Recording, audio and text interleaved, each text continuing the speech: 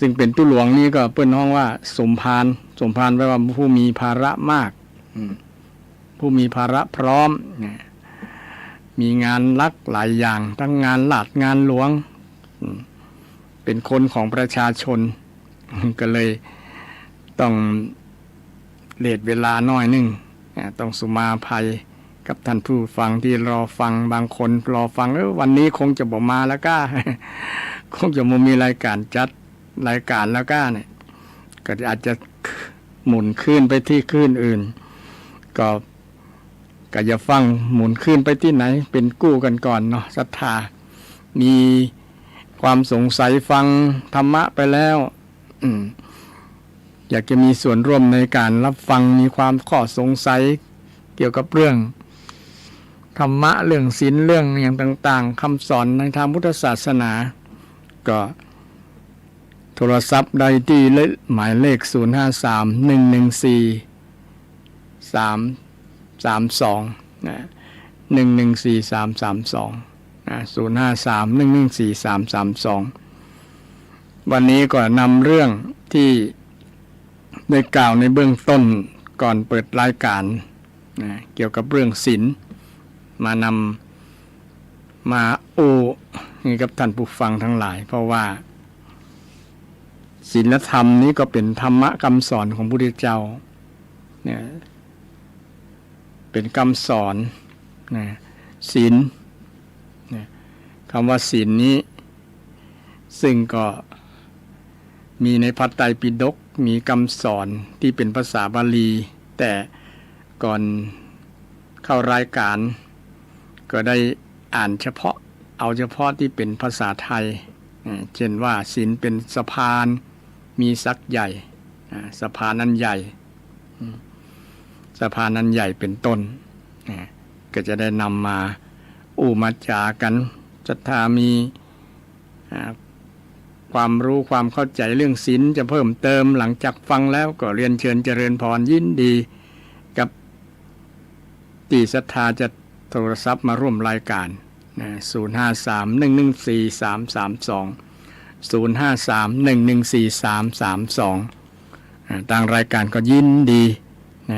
ตอบรับโทรศัพท์ที่ศรัทธาอยากจะร่วมฟังแล้วสงสัยค้างคาใจหรืออยากถามเพิ่มเติมหรืออธิบายเพิ่มเติมก็ยินดีทางรายการธรรมะช่วงบ่ายธรรมะเพื่อสืบสารและเพิ่มแรงบันดาลใจจากวัดชัยสถานก็ยินดีที่จะให้คำตอบอาจจะเป็นคำตอบสุดท้ายหรือคำตอบสุดท้ายกันแล้วแต่กับท่านผู้ฟังที่ตั้งใจสนใจในการฟังธรรมะคำสอนของพระพุทธเจ้าธรรมะคำสอนศีลธรรมคำสอนต่างๆหมดนี้เป็นคำสอนที่พระเจ้าได้สอนไว้จึงมีความเกี่ยวข้องกับชีวิตของเราแต่บางครั้งเราก็บ่ฮู้โดยเฉพาะคนที่ละเมิดเรื่องศีลเรื่องศีลก็มีตึงวันอย่างวันก่อนนั้นก็ได้ฟังข่าวภรรยากับลูกร่วมกันฆ่าผัวตัวเก่าลูกก็ฆ่าพ่อนี่ฆ่าด้วยเหตุผลกลใดลึกซึ้งจะได้กับบ่ฮู้ล่ะแต่ว่ามันก็เป็นการละเมิดศีลละทำให้เกิดปัญหาขึ้นเป็นข่าวเป็นตีวิจารณ์กันโจทย์จานกันว่าผัวเมียกันก็ฆ่ากันได้แม้แต่พ่อแม่ลูกก็ฆ่ากันได้นี่เพราะขาดศีลธรรมวันก่อนนี้ก็เช่นเดียวกันเกี่ยวกับเรื่องคนดังนักแสดงนักมวยฮีโร่คนหนึ่งบอกขอออกรายการออกจี้กันแล้วกันศรัทธาคงจะดูข่าวนี่ก็เกี่ยวเรื่องขับศีลนี่แหละเอาละอ่อนอายุต่ำกว่า18นะเป็น คดีภาคผู้เยาว์เนี่ยก็เกี่ยวกับเรื่องศีลทั้งนั้น เรื่องศีลวันนั้นก็ดูข่าวเรื่องการทุจริตเกี่ยวกับเนื้อหมูเอาเนื้อหมูต่างประเทศต่างนอกประเทศมาเข้าประเทศไทยเอามาขายก็เป็นการทุจริตเกี่ยวกับเรื่องศีลข้อที่สองเป็นข่าวทุกเรื่องทุกราวเนี่ยเกี่ยวกับเรื่องศีลทั้งนั้นวันนี้ก็เลยอยากจะนำเรื่องศีลมาเล่าศรัทธานะมาเล่าศรัทธาท่านผู้ฟังทั้งหลายฟังกันนะศีลนะในพระไตรปิฎกเพิ่นก็คือความหมาย5ความหมายตัวกันคำว่าศีละเนี่ยความหมายก่อนเนาะจะได้ไปฟังการแปลมันนะความหมายก็คือมีความหมาย5นัยยะนะ5ความหมายนัยยะหนึ่งศีลคือการละอย่างละความประพฤติทางกายทางวาจาที่มันเป็นบาปก็ละการละนี่ก็คือศีลนี่ความหมายแรกคือการละความหมายที่สองคือการงดเว้นนี่ก็ใกล้เคียงกับการละงดเว้นที่เราสมาทานเบญจศีลเนี่ยเวรมณีเนี่ยเว้นจากบ่คือมีเวรมีภัยเว้นจากเวรภัยตั้ง5ประการที่มันจะเกิดขึ้นกับเป็นเวรเป็นกรรมที่จะเกิดขึ้นเนี่ยก็งดเว้นเนี่ยงดเว้นสิ่งที่บ่ถูกบ่ต้องเกี่ยวกับกายกรรมวจีกรรมทั้งหลายเนี่ยฉะนั้นสรุปความหมายข้อที่สองก็คือการงดเว้นเช่นงดเว้นจากการฆ่างดเว้นจากการลักขโมยงดเว้นจากการประพฤติผิดในกามงดเว้นจากการพูดเท็จจุหลอกลวงงดเว้นจากเสพสิ่งเสพติดมีสุรามีอะไรเป็นต้นนี่งดเว้นจากนี้เป็นความหมายของศีลศีลคือการงดเว้นข้อแรกคือศีลคือการละศีลคือการละเนาะถ้าท่านผู้ฟังศีลคือการละความหมายข้อที่สามศีลคือเจตนาคือความจงใจที่จะบอกฆ่าบอกลักบอกพิษในกามบอกอู้เท็จนี่คือเจตนากะละเจตนางดเว้นนั่นแหละเนี่ยมาจากใจมาจากจิตจากใจเจตนาเป็นการปรุงแต่งของจิตมีความจงใจเป็นเรื่องของจิตใจนี่เพราะว่าคนจะมีศีลก็มาจากใจมาจากเจตนาเจตนางดเว้นเจตนาละเนี่ยเปิดเลยห้องความหมายว่าการความจงใจเจตนางดเว้นเจตนาละพวกนี้คือความหมายของศีลนี่เป็นความหมาย3ความหมายละศรัทธาถ้ามีใครตอบว่าถามว่าศีลคือหยังก็คือความหมายเนี่ยข้อแรกศีลคือการละข้อที่สองศีลคือการงดเว้นข้อที่สามศีลคือเจตนางดเว้นเจตนาละข้อที่สี่ศีลคือการสำรวมสังวรสีลังหรือว่าการสำรวมอย่างก็สำรวมระมัดระวังระวังต่างกายบ่ฮือไปฆ่าไผระมัดระวังบ่ฮือไปลักของไผระมัดระวังบ่ฮือไปเป็นจู้ไผ ไปเสพเนี่ยอย่างนักมวยท่านหนึ่งเนี่ยบ่ระมัดระวังเพราะไปเสพเหล้าก่อนเมาก่อนแล้วมันหูตัวเนาะหูตัวก็เลยปลาละอ่อนขึ้นโรงแรม อันนี้อูตามข่าวอูตามหลักฐานมีภาพมีอย่างตัวหรอ บ่ได้ทึกทักเอาอันนี้จีบอกว่าคนละเมิดศีลมันจะเดือดร้อนไงคือศรัทธาได้หูได้หันมันเป็นปุกลาธิฐานที่มีเรื่องเป็นจริงเกิดขึ้นจริงทุกวันที่คนละเมิดศีล อันนี้กำลังอู้ความหมายของคำว่าศีลให้ศรัทธาฟังว่าศรัทธาคือการระมัดระวังศีลคือการระมัดระวังศีลคือการระมัดระวังนะความหมายข้อที่สี่คือศีลคือการระวังภาษาบาลีเป็นว่าสำรวมสังวโรสำรวมนั่นแหละระมัดระวังกาย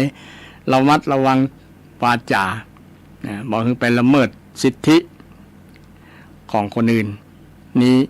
เป็นความหมายของคำว่าศีลข้อที่สี่ข้อที่ห้าศีลคือการบ่ก้าวล่วงนะบ่ก้าวล่วงนี่ความหมายข้อที่ห้าศีลคือการบ่ก้าวล่วงบ่ก้าวล่วงชีวิตคนบ่ก้าวล่วงทรัพย์สินของคนอื่นบ่ก้าวล่วงภรรยาหรือว่าสามีคนอื่นนะบ่ก้าวล่วงลูกหลานคนอื่น อย่างเป็นข่าวเนี่ยเนาะไปก้าวล่วงลูกหลานคนอื่นแต่อีน้องนั้นก็ต้องจุมาแล้วมันเข้าสถานบริการถ้ามันอายุ17 17มันต้องจุเปิ้นเนาะเปิ้นห้ามเข้าละคนอายุต่ำกว่า20มันก็นะกฎหมายเขียนไว้นะห้ามเข้าสถานบริการนะถ้าเข้าละผิดอีน้องนั้นก็ผิดเหมือนกันนะในฐานะที่จุเปิ้นโดยจุ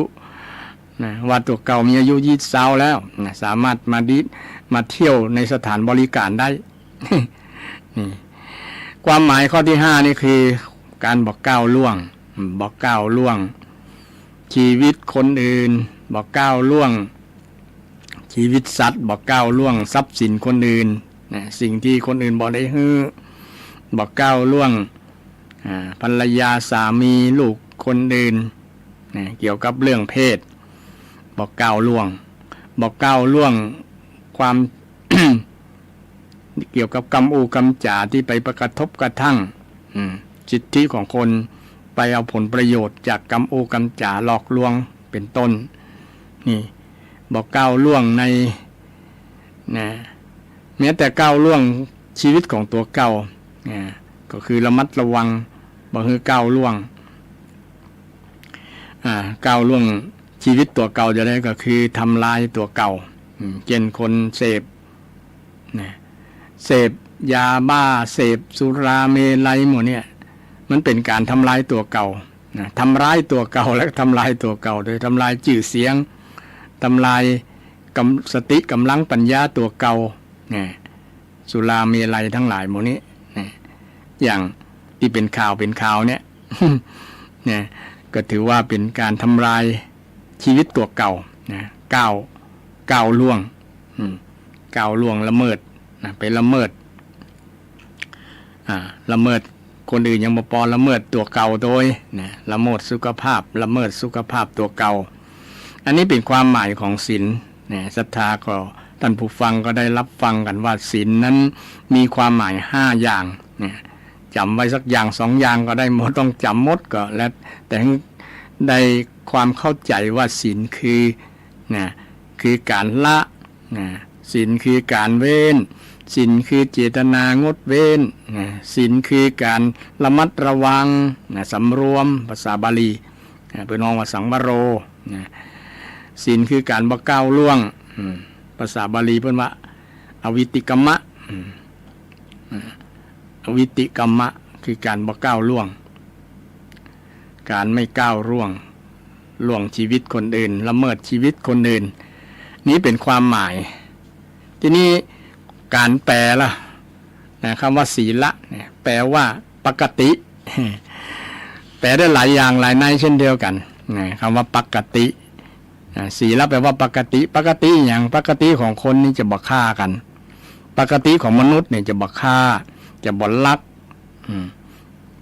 จะบ่ประพฤตินอกใจจะบ่มีเรื่องเล่นจู้สู่สาวเรื่องกับพวกนี้รักเดียวใจเดียวเนี่ยปกติของมนุษย์เป็นจานปกติของคนจะบ่จุกันมนุษย์เนี่ยจะบ่จุกันมีความซื่อตรงซื่อสัตย์ต่อกันมนุษย์มีใจสูงใจสะอาดใจสงบเนี่ยมนุษย์เนี่ยปกติของมนุษย์และจะบ่ทำร้ายสุขภาพร่างกายตัวเก่า บ่นำสิ่งเสพติดทั้งหลายเข้าสู่ร่างกายเพราะว่ามันบ่เกิดประโยชน์มันทำอันตรายต่อสุขภาพเป็นทำให้เกิดเป็นบ่อเกิดของโรคต่างๆนักหลายเช่นสุราเมลัยสิ่งเสพติดทั้งหลายเนี่ยเรื่องสิ่งเสพติดเนี่ยยัดศรัทธาผู้ท่านผู้ฟังก็เป็นที่เอ็นดูก็ละอ่อนประเดียวนะเนาะนักวันนั้นเขายับกันที่เชียงใหม่นี่ก็ยับกันเป็นหลายล้านเม็ดหลายล้านเม็ดเนี่ยถ้ามันมาเข้าในยาร่างกายของลูกหลานเฮาเนี่ยมันก็ไปทำลายสมองทำลายสมองไปทำให้สมองนี้ทำงานบ่ดีจะคิดอ่านยังก็บ่ออก เพราะว่ามันไปทำลายสมองที่ดีๆที่จะคิดสร้างสรรค์คิดเป็นประโยชน์ต่อตัวเก่าคิดเป็นประโยชน์ต่อสังคมส่วนรวมมันคิดบ่ออกบ่ได้ละเพราะถูก ยาเสพติดยาบ้าสุราเมลัยต่างๆนี่ไปทำลายมันสมองของคนเฮาคนแต่ก่อน เปิ้นกินเหล้าแต่เปิ้นกินมีอย่างกินมีลิมิตแต่ถ้าไปเกินลิมิตเกินขอบเขตแล้วมันก็จะทั้งโทษอย่างเดียวนี่โทษอย่างเดียวฉะนั้นคนที่ไปเกี่ยวข้องกับเรื่องหมู่นี้มันจะทำให้เกิดผลเสียต่อร่างกายต่อร่างกายฉะนั้นจึงเป็นเรื่องสำคัญที่จะต้องระมัดระวังก็ดีจะต้องงดเว้นก็ดีจะต้องละก็ดีละสิ่งที่เป็นห้องเป็นบาปโดยเฉพาะเรื่องศีลห้านี่แหละศีลห้าเป็นเรื่องสำคัญเป็นข้อประพฤติปฏิบัติของคนทั่วโลกเป็นมนุษยธรรมธรรมของมนุษย์คนที่ชื่อว่ามนุษย์เนี่ยจะต้องรักษาปกติของความเป็นมนุษย์เดี๋ยวนี้คนฆ่ากันก็เป็นเรื่องปกติไปแล้ว มันปิ้นเลยเนาะปิ้นไปฆ่ากันลักของกันพิษง่ายๆก็คือพิษศีลเป็นปกติของคนแล้วเนี่ยแต่ก่อนการมีศีลเนี่ยเป็นปกติของคนคนจะบ่ฆ่ากันคนจะบ่ลักของกันทำมาหากินด้วยความซื่อสัตย์สุจริตคือมีความเก่งอกเก่งใจต่อกันบ่ไปละเมิดสิ่งที่คนอื่นเป็นเจ้าของซึ่งก็เป็นการดำเนินชีวิตแต่ก่อนอย่างงดงามแต่ในนี้ส่วนหลายเริ่มเพิ่มขึ้นจำนวนเรื่อยๆศีลทำให้กลับมาโลกาจะพินาศโดยเฉพาะเรื่องคนบอกถึงความสำคัญเรื่องศีลเมื่อผลมันเกิดขึ้นจากพฤติกรรมการกระทำแล้วก็มาอดควรมาอะไรมากินแหนงเมื่อรุนเนี่ยมันก็จ้าไปบางครั้งมันบดตันแล้วมันอย่างกรณีที่ยิ่งมีคนที่มีศักดิ์มีคนรู้จักคนที่ทำคุณงามความดีหลายๆอย่างเป็นฮีโร่เป็น อาจจะเป็นฮีร่วงหรือว่าฮีโร่อาจเป็นฮีร่วงได้เพราะบ่นึกถึงฉะนั้นคน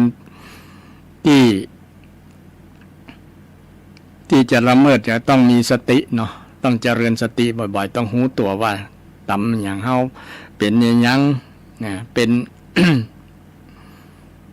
คนที่คนรู้จักมักคุ้นนับหน้าถือตาเป็นผู้รักผู้ใหญ่ยิ่งจะต้องให้ความสำคัญเรื่องศีลเป็นว่าคนไม่บุรุษไม่มีศีลก็อันสตรีไม่มีศีลก็สิ้นสวยบุรุษด้วยไม่มีศีลก็สิ้นสีข้าราชการไม่มีศีลก็สิ้นดีพระเนรศีลไม่มีก็เลวทรามสรุปก็คือทุกคนต้องมีศีลมีศีลนี้เป็นอริยทรัพย์เป็นอริยทรัพย์เป็นปกติของคนดีที่ศีลแปลว่าปกติปกติก็คือรักษาสภาพที่ดีงามไว้เป็นปกติธรรมดา บอกวันไหนเกิดการฆ่าแสดงว่าวันนั้นผิดปกติแล้วเนาะปกติบ้านเมืองสงบร่มเย็นถ้าวันไหนมีการฆ่ามีสงครามกัน นะมีสงครามมีการต่อสู้กันมันผิดปกติบ้านเมืองแล้วบ้านเมืองสงบด้วยศีลธรรมนะวันไหนมีโจรกรรมลักของกันซึ่งกันและกันที่มันมีคุณค่านักเนี่ยก็เป็นเรื่องเป็นราวเป็นข่าวกันนะเดือดร้อนตั้งเจ้าของทรัพย์และก็เดือดร้อนคนที่อยู่ใกล้แถวนั้นโดยเพราะมันทำให้เกิดผลกระทบกับหลายคนเนี่ยคนที่ละเมิดศีลแค่คนเดียวนะแค่คนเดียวคนมาหลายคนนะมันก็ทำสร้างความหายนะสร้างความหวาดกลัวหวาดระแวงกับคนอื่นๆเป็นที่ตกอกตกใจหน้าตกอกตกใจเพราะว่าการละเมิดศีลนั้นมันมีผลนักมีผลหลายมันเป็นปัญหาของทุกในสังคมทั่วโลกเลยก็ว่าได้นะสังคมคนเฮาเนี่ยเบียดเบียนกันด้วยการประหัตประหารฆ่ากันบ่เอาเหตุบ่เอาผลบ่เอาการใช้สติปัญญาในการแก้ปัญหาแต่ไปเอาใจกำลังนะเหมือนกับสัตว์เดรัจฉานที่มันใช้กำลังที่จะต้องต่อสู้เพื่อแย่งชิงผลประโยชน์แย่งชิงผลประโยชน์เช่นสุนัขเนี่ยเนาะเวลาได้เนื้อมามันจะลูกกันกินหรือว่าสัตว์อื่นไม่ใช่แค่สุนัขแต่เดี๋ยวนี้สุนัขมันพัฒนามันเจ้าของเลี้ยงถ้าเจ้าของอนุญาตมันคือสัญญาณมันจะบอกกินมันจะบอกลูกบอกคบกันคือต้องฝึกมาตั้งแต่ตัวน้อยๆพัฒนาแล้วด้วยการฝึกฝนคนเฮาก็เช่นเดียวกันฝึกฝนมีศีลตั้งแต่น้อยบอกให้ไปเป็นคนก้าวร้าวเดี๋ยวนี้นักเรียนของเราในบ้านเมืองเฮาเนี่ยเริ่มก้าวร้าวกันเพิ่มขึ้นเรื่อยๆนะก้าวร้าวกับพ่อกับแม่เนาะนะพอตาเนาะพอตามหมด พ่อแม่บ่พอใจนะเหมือนจะกินเนื้อกินเลือดพ่อแม่บางนะละอ่อนบางคนโอ้พอมันใจมันก้าวร้าวมันโหดมันเหี้ยมพ่อหน้าสีตาเหมือนกับยักษ์กับมารนะนั่นบ่ได้ดังใจของมันนะซึ่งเป็นสิ่งที่ต้องมาช่วยกันแก้ไขเนี่ยจะได้ให้ลูกให้หลานของเฮาบ่เป็นคนก้าวร้าวแม้แต่แล้วอ่อนก้าวร้าวยังน่ากลัวถ้าคนใหญ่ก้าวร้าวยิ่งน่ากลัวหลายเท่าเนาะก้าวร้าวเช่นทางประเทศที่ฆ่ากันสงครามกันนะก้าวร้าวฆ่าเพื่อแย่งชิงผลประโยชน์แย่งชิงดินแดนกันเนี่ยแทนที่จะตกลงด้วยสันติด้วยเหตุด้วยผลด้วยสติปัญญาเนาะว่าเฮาอยู่ร่วมกันคนจะแบ่งปันกันนี่แบ่งปันจะเอาพละกำลังสู้กันเอากำลังประหัตประหารกันให้ตายไปข้างเดี๋ยวนี้ประเทศอิสราเอลเพิ่นจะล้างโคตรนะฆ่าล้างโคตร ชาวฮามาสชาวอย่างนี้เนี่ยบอกคือมีค้างเหลือในโลกละอย่างเป็นต้นมันต่างนั้นก็เนี้ย ยังการรบอยู่ 4-5 วันเนาะเอาหลังจากนั้นก็เอาทำละ ได้รับผลกระทบคนที่บ่ฮู้อีโนอีเนบ่มีความผิดอย่างก็เป็นผลกระทบแม้แต่คนไทยเขาก็ยังมี ติดอยู่ในตัวประกันเป็นตัวประกันติดตัวประกันแล้วก็ตายหลายคนที่ไปอยู่ในประเทศที่เป็นมีความก้าวร้าวมีความโหดเหี้ยมเกินมนุษย์มนาบ่มีจิตใจที่มีศีลธรรมอยู่ในจิตในใจแล้วมันก็ทำให้เกิดหายนะเกิดผลกระทบทั่วโลกก็ว่าได้คนก็บ่อยากไปสถานที่นั้นบ่อยากคบค้าสมาคมตัวคนที่มีความอำมหิตเนี่ย บ่อยากจะอยู่ตัวอย่างกรณีของบางคนที่ถูกบีบบังคับเกิดจากการที่คนนั้นมีความโหดเหี้ยมมีความก้าวร้าวโดยเฉพาะคนที่ละเมิดศีลที่เป็นลูกเป็นหลานติดยาแล้วมันบอกว่าคนนั้นเป็นพ่อเป็นแม่มันฆ่าได้หมดบอกนึกว่าแม้แต่ตัวเจ้ามันก็มาฆ่าได้ มันนึกว่าเป็นพระเป็นสงฆ์เป็นองค์เป็นเจ้าละฆ่าหมดเพราะว่าคนมันพอใจความโหดเหี้ยมก้าวร้าวต่อคนอื่นเอาความโกรธเอาความเกลียดที่อยู่ในจิตใจของเขามาระบายเอาความเกลียดเอาความชังสิ่งที่บดีที่อยู่ในจิตในใจจึงจะทำให้เกิดความหายนะคือความหายนะอันนี้เป็นความหมายเป็นข้อแปลว่าปกติเนาะปกติศีลแปลว่าเย็นแปลว่ามั่นก็ได้นะศิละแปลว่ามั่นคงภัยที่มีศีลเป็นชีวิตที่มั่นคงครอบครัวใดมีศีล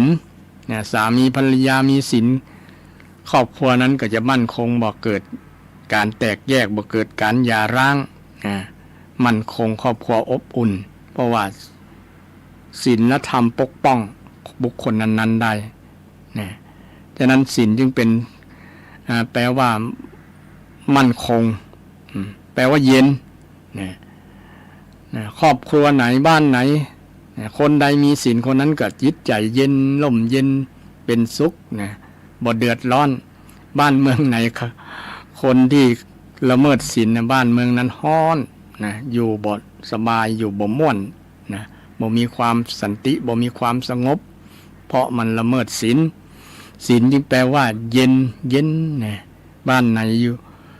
มีศีลเมืองนั้นมีศีลเมืองนั้นก็ร่มเย็นเป็นสุขร่มเย็นเป็นสุขด้วยการบ่ละเมิดศีลพลเมืองนั้นมีศีลทุกคนบ้านเมืองนั้นก็อยู่เย็นเป็นสุขอย่างเชียงใหม่เฮาแต่ก่อนจริงๆเป็นเมืองศีลเมืองธรรมเมืองบุญคนก็มาสัมผัสแล้วทั่วภาคทั่วโลกมาสัมผัสมาเยี่ยมมาชมมาสังเกตมาดูก็หารคนมีศีลธรรมดีงามเป็นบุคคลที่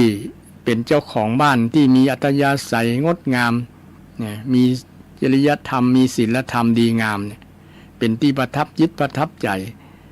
อยู่แล้วก็ม่วนจิตม่วนใจบนมีความมั่นจิตมั่นใจบอกหวาดกลัวอย่างบอกบาดตกระแวงบอกมีคดีเรื่องฆ่านั้นฆ่านี้แต่ปัจจุบันนี้เริ่มมีแต่คนเนื้อเจียงใหม่จริงๆก็มีน้อยแต่คนอื่นมาสร้างปัญหามาสร้างปัญหาคนที่มาอยู่เดี๋ยวนี้เจียงใหม่เป็นเมืองคล้ายๆว่าแกงโฮะเนาะมันหลายตีหลายแห่งคนทุกภาคก็มาอยู่นี่เชียงใหม่คนทั่วโลกก็มาอยู่นี่อยู่เชียงใหม่มันก็เลยเป็นการผสมผสานพหุภาคีพหุวัฒนธรรมคือมากไปด้วยเรื่องวัฒนธรรมประเพณีต่างๆแตกต่างกันการประพฤติการกระทำต่างๆกันความคิดเห็นต่างกันโดยเฉพาะการกระทำที่แตกต่างนี่มันทำให้เกิดการขัดแย้งเกิดการขัดแย้งเกิดการละเมิดศีลละเมิดศีลฉะนั้นศีลที่แปลว่าเย็นศีลนี่แปลว่าหอมแปลว่าหอมไปทั่วบ่เฉพาะหอมตยลมหอมทวนลมก็หอมได้อย่างครูบาศรีวิชัยครูบาเปิ้นห้องครูบาศีลธรรมเนาะเปิ้นมีศีล หรือครูบาหลายๆรูปหลายๆตนอยู่ในล้านนาอยู่ในเจียงใหม่ของเราเนี่ยครูบารูปนั้นครูบารูปนี้พวกศรัทธาอยู่ตั้งกรุงเทพกรุงไทยอยู่จากประเทศนอกก็มากราบมาหาเพราะว่าความหอมของศีลของท่านมีศีลเนี่ยครูบาหลายๆรูปหลายๆตนที่มีศีลเนี่ยก็เป็นที่เลื่อมใสศรัทธาของญาติโยมที่มีความเลื่อมใสท่านอยู่ที่ไหนคนก็ไปหานี่มันหอมศีลตุเจ้ามีศีลก็หอมศีลคนนี้ซึ่งศีลแปลว่าหอมเนี่ยเนาะครูบาอย่างที่ดังพม่าครูบาบุญจุ่มเนาะมาเมืองไทยพ่องพม่าพ่องเป็นที่เคารพหอมจื่อเสียงท่านท่านปฏิบัติดีปฏิบัติชอบซึ่งก็เป็นกลิ่นหอมคุณงามความดีของท่านโดยเฉพาะพี่น้องไตใหญ่เนาะเป็นไปเคารพกราบไหว้ท่านเป็นเรือนแสนเป็นเรือนล้านไปทั่วโลกก็ว่าได้ไปหาไปกราบไปไหว้ไปสาท่านเพราะความหอมของศีลนั่นเองศีลนี้จะปกป้องรักษาคนรักษาคนที่มีศีลเป็นเกราะป้องกันอย่างที่ได้กล่าวไว้ในเบื้องต้นว่าศีลังกวัจจะมะพุตังเนี่ยนะซึ่งศีลเป็นเกราะกำบังป้องกันได้นะเป็นเกราะอย่างเสื้อเกราะทหารเสื้อเกราะตำรวจนะป้องกันลูกปืนแต่ศีลนี้ป้องกันความชั่วร้ายต่างๆที่จะเกิดขึ้นนะไผจะมาใส่ร้ายใส่อย่างถ้ามีศีลจริงๆบ่ละเมิดศีลแล้วมันถึงบ่มีไผใส่ร้ายได้เพราะว่ามันบ่มีหลักฐานอย่างแต่ความดีงามคุณงามความดีที่คนมีศีลนี่แหละนะจะได้เปิ้งศีลธรรมที่ตัวเก่ามีอยู่นะมีความมั่นอกมั่นใจถึงจะมีคนมาใส่ลายป้ายสีปั้นน้ำเป็นตัวอย่างก็ตามแต่ถ้าบุคคลนั้นมีศีลนะมีศีลเหมือนกับทองแท้นะเนาะย่อมบ่ละลายเพชรยังเป็นเพชรทองยังเป็นทองอยู่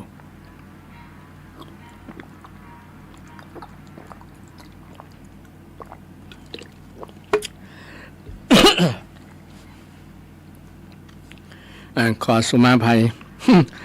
ย่างดื่มน้ำเนี่ยคอแห้งเนาะกระทาไม้จะดูดเสียงนะเสียงแหบไปตัวเรื่องศีลวันนี้ศีลแปลว่าหอมแปลว่าเย็นแปลว่าปกติซึ่งก็เป็นคำแปลและความหมายของศีลนำมามาจากคือศรัทธาท่านผู้ฟังและศีลเป็นสิ่งสำคัญที่เราจะต้องให้ความสำคัญในการดำเนินชีวิตในการใช้ชีวิตของคนเราเนี่ยก็ต้องมีศีลเนี่ยเป็นสรณะเป็นที่พึ่งของคนเราเป็นธรรมะเป็นที่พึ่งอย่างหนึ่งเนาะบรรดาธรรมะที่เป็นที่พึ่งมีหลายๆข้อศีลเนี่ยเป็นที่พึ่งของเราเนี่ยเป็นที่พึ่งหลายๆอย่างเปรียบเหมือนอย่างพ่องเปรียบเหมือนเกาะอย่างที่ว่านะเปรียบเหมือนอาภรณ์สีลังอภรนังเฉดเศษถังเนี่ยสีลังวิปเลนังเป็นเหมือนเครื่องรูปไล้ที่ว่าศีลแปลว่าหอมเนี่ยเป็นเครื่องรูปไล้ไผมีศีลคนนั้นก็จะหอมสีลังวิเลปนังวิเลปนะเนี่ยแปลว่าเครื่องรูปไล้ตุเจ้าบ่มีเครื่องสำอางที่จะมาประดับประดามารูปไล้แต่มีศีลเนี่ยเป็นเครื่องรูปไล้คนมนุษย์ทั้งหลายเนี่ยเอาอันเนี้ยเป็นเครื่องรูปไล้และเป็นอาภรณ์เป็นเสื้อเป็นเสื้อผ้าอาภรณ์ไว้ใส่ ศีลเนี่ยใส่เมื่อใดก็งามเมื่อนั้นนะศีล5 ข้อเนี่ยนะใส่กับไผกับคือมันศีลธรรมเนี่ยธรรมะคือศีลเนี่ยมันบ่ล้าสมัยเป็นอากาลิโกนะใส่ไผใส่ก็งามคนนั้นมีศีลคนนั้นก็งามนะเป็นบ่ว่าเป็นปอดใจเป็นแม่ยิงเป็นป่ออุ้ยแม่อุ้ยก็ตามนะไผได้ใส่เอาศีลมาใส่ในตัวในใจแล้วเนี่ยนะคนนั้นก็จะงามนะดูมีสง่าราศีตรงกันข้ามคนที่บ่มีศีล มันจะเศร้าจะมองจะเศร้าจะมอง เพราะบ่มีเครื่องประดับคือศีลศีลสีลังอาภรณังเศษถังเป็นเครื่องอาภรณ์อันประเสริฐเศษถังคืออันประเสริฐบ่มีเครื่องประดับใดงามเท่ากับศีลแล้วคนจะเอาแก้วแหวนเงินทองเครื่องประดับประดาต่างๆมาประดับประดาให้งามมันก็จะบ่งามเท่ากับศีลศีลนางอะไรอย่างว่านางงามโลก นางงามโลกที่ว่าคนงามที่สุดในโลกนะถ้าบ่มีศีลถึงจะได้นางงามโลกแต่เขาบ่มีเครื่องประดับคือศีลนะมันก็อยู่ดูขาดความงามไปนักจัดนักเลยร่างกายงามจริงแต่ว่ากิริยามารยาทต่างๆกำอู่กำจาการประพฤติต่างๆเนี่ยไปละเมิดศีลเช่นไปมีจู้ไปเป็นน้อย มันก็ขาดความงามไปในทันทีเลยหรือว่าไป เป็นคนมากๆในเรื่องหมู่นี้ในเรื่องมุ้งเรื่องกามหมู่นี้ก็ขาดความงามทันทีเพราะบ่มีศีลเพื่องประดับสีลังอภรณังเศษถังศีลเป็นเครื่องประดับอันประเสริฐสูงสุดเลยท่านผู้ฟังทั้งหลายซึ่งวันนี้นำเรื่องศีลศีลมาให้ท่านผู้ฟังทั้งหลายได้ฟังกันได้ฟังกันเริ่มตั้งแต่ความหมายของศีลมี5 ประการมี5 ประการศีลคือการละศีลคือการงดเว้นศีลคือการมีเจตนางดเว้นมีเจตนาละศีลคือการสำรวมกายวาจาสำรวมระมัดระวังบ่ให้ฆ่าบ่ให้ลักบ่ให้ขโมยบ่ให้ผิดในกามบ่ให้ไปจุไผหลอกลวงไผระมัดระวังบ่ก้าวล่วงศีลคือการบ่ก้าวล่วงบ่ไปละเมิดนี่ซึ่งก็เป็นความหมายของศีลและก็แปลให้ศรัทธาญาติโยมได้ฟังกันแปลศีลแปลว่าปกติศีลแปลว่าเย็นศีลแปลว่าหอมศีลแปลว่านักว่าแน่นนักมั่นคงนักแน่นมั่นคงเหมือนศิลานี่เป็นความหมายถ้าเป็นคำแปลท่านผู้ฟังทั้งหลายได้ฟังกันเพราะมีเรื่องราวในข่าวทางสื่อก็ดีหลายๆก็ดีในยุคปัจจุบันนี้เกี่ยวกับการละเมิดศีลทั้งนั้นเป็นปัญหาเกิดขึ้นเป็นเรื่องเป็นราวกันเกิดความเดือดร้อนกันโดยเฉพาะคนละเมิดศีลเรื่องข้อที่2กับข้อที่5เนี่ยข้อที่2ก็คือการไปค้ายาบ้าค้าสิ่งที่เป็นผิดกฎหมายผิดศีลธรรมไปประกอบมิจฉาชีพแล้วก็ไปเสพทั้งเสพทั้งขายโดยซึ่งคนเหล่านี้อาจจะเป็นความคิดที่ผิดในการดำเนินชีวิตหรือว่ารู้เท่าบ่ถึงการอย่างก็แล้วแต่ซึ่งเป็นส่วนนักเป็นเยาวชนเป็นคนที่กำลังทำงานก็มีนักมีหลายอยู่ในคอกในตารางเนี่ยเดี๋ยวนี้300,000 กว่าคนจนล้นคอกใน300,000 กว่าคนนั่น100,000 กว่าคน กือบ200,000เนี่ยเป็นเกี่ยวกับคดีเรื่องเนี้ยเรื่องการละเมิดศีลเนี่ยการละเมิดตั้ง300,000การละเมิดศีลทั้งนั้นแต่ว่าการละเมิดเรื่องเกี่ยวกับเรื่องยาเสพติดยาบ้ายาหมู่เนี่ยแล้วก็การเกี่ยวกับละเมิดศีลข้อที่2คือการละเมิดไปเอาไปลักไปขโมยหมู่เนี่ยมันหนักนะมันหนักนะซึ่งบางคนก็เป็นลูกคนรวยก็มีบ่น่าเชื่อนะบ่น่าเชื่อที่ว่าลูกคนรวยจะไปเกี่ยวกับละเมิดศีลนั้นคนนี้แต่บ้านยังว่าละคู่คนรวยแล้วพ่อแม่มีปัญหากันเนาะบ่เข้าใจกันเลยลูกก็ขาดความอบอุ่นยิ่งปัจจุบันนี้ศรัทธาเนี่ยมันเป็นสังคมที่ก้มหน้าเนี่ยพ่อแม่ก็มีโทรศัพท์ลูกก็มีโทรศัพท์มือถือก็อยู่กับเนี่ยบ่อู้บ่จากันก็เลยบ่เข้าใจกันว่าเนี่ยระหว่างคนนะ2 เจเนอเรชั่นอะไรเพื่อนห้องว่าคนละเจนคนละวัยนะคนละวัยพ่อแม่วัยลูกวัยรุ่นวัยหนุ่มสาวเนี่ยบางครั้งขาดความเข้าใจขาดการอู้จากันมันก็เลยทำให้ลูกต้องเดินทางผิดนะพ่อแม่บางคนเข้าใจว่ามีเงินมีทองอย่างเดียวก็ลูกสบายกับคงจะพอละแต่มันบ่ใจอันเนาะบางครั้งเราลืมดูไปว่าลูกนั้น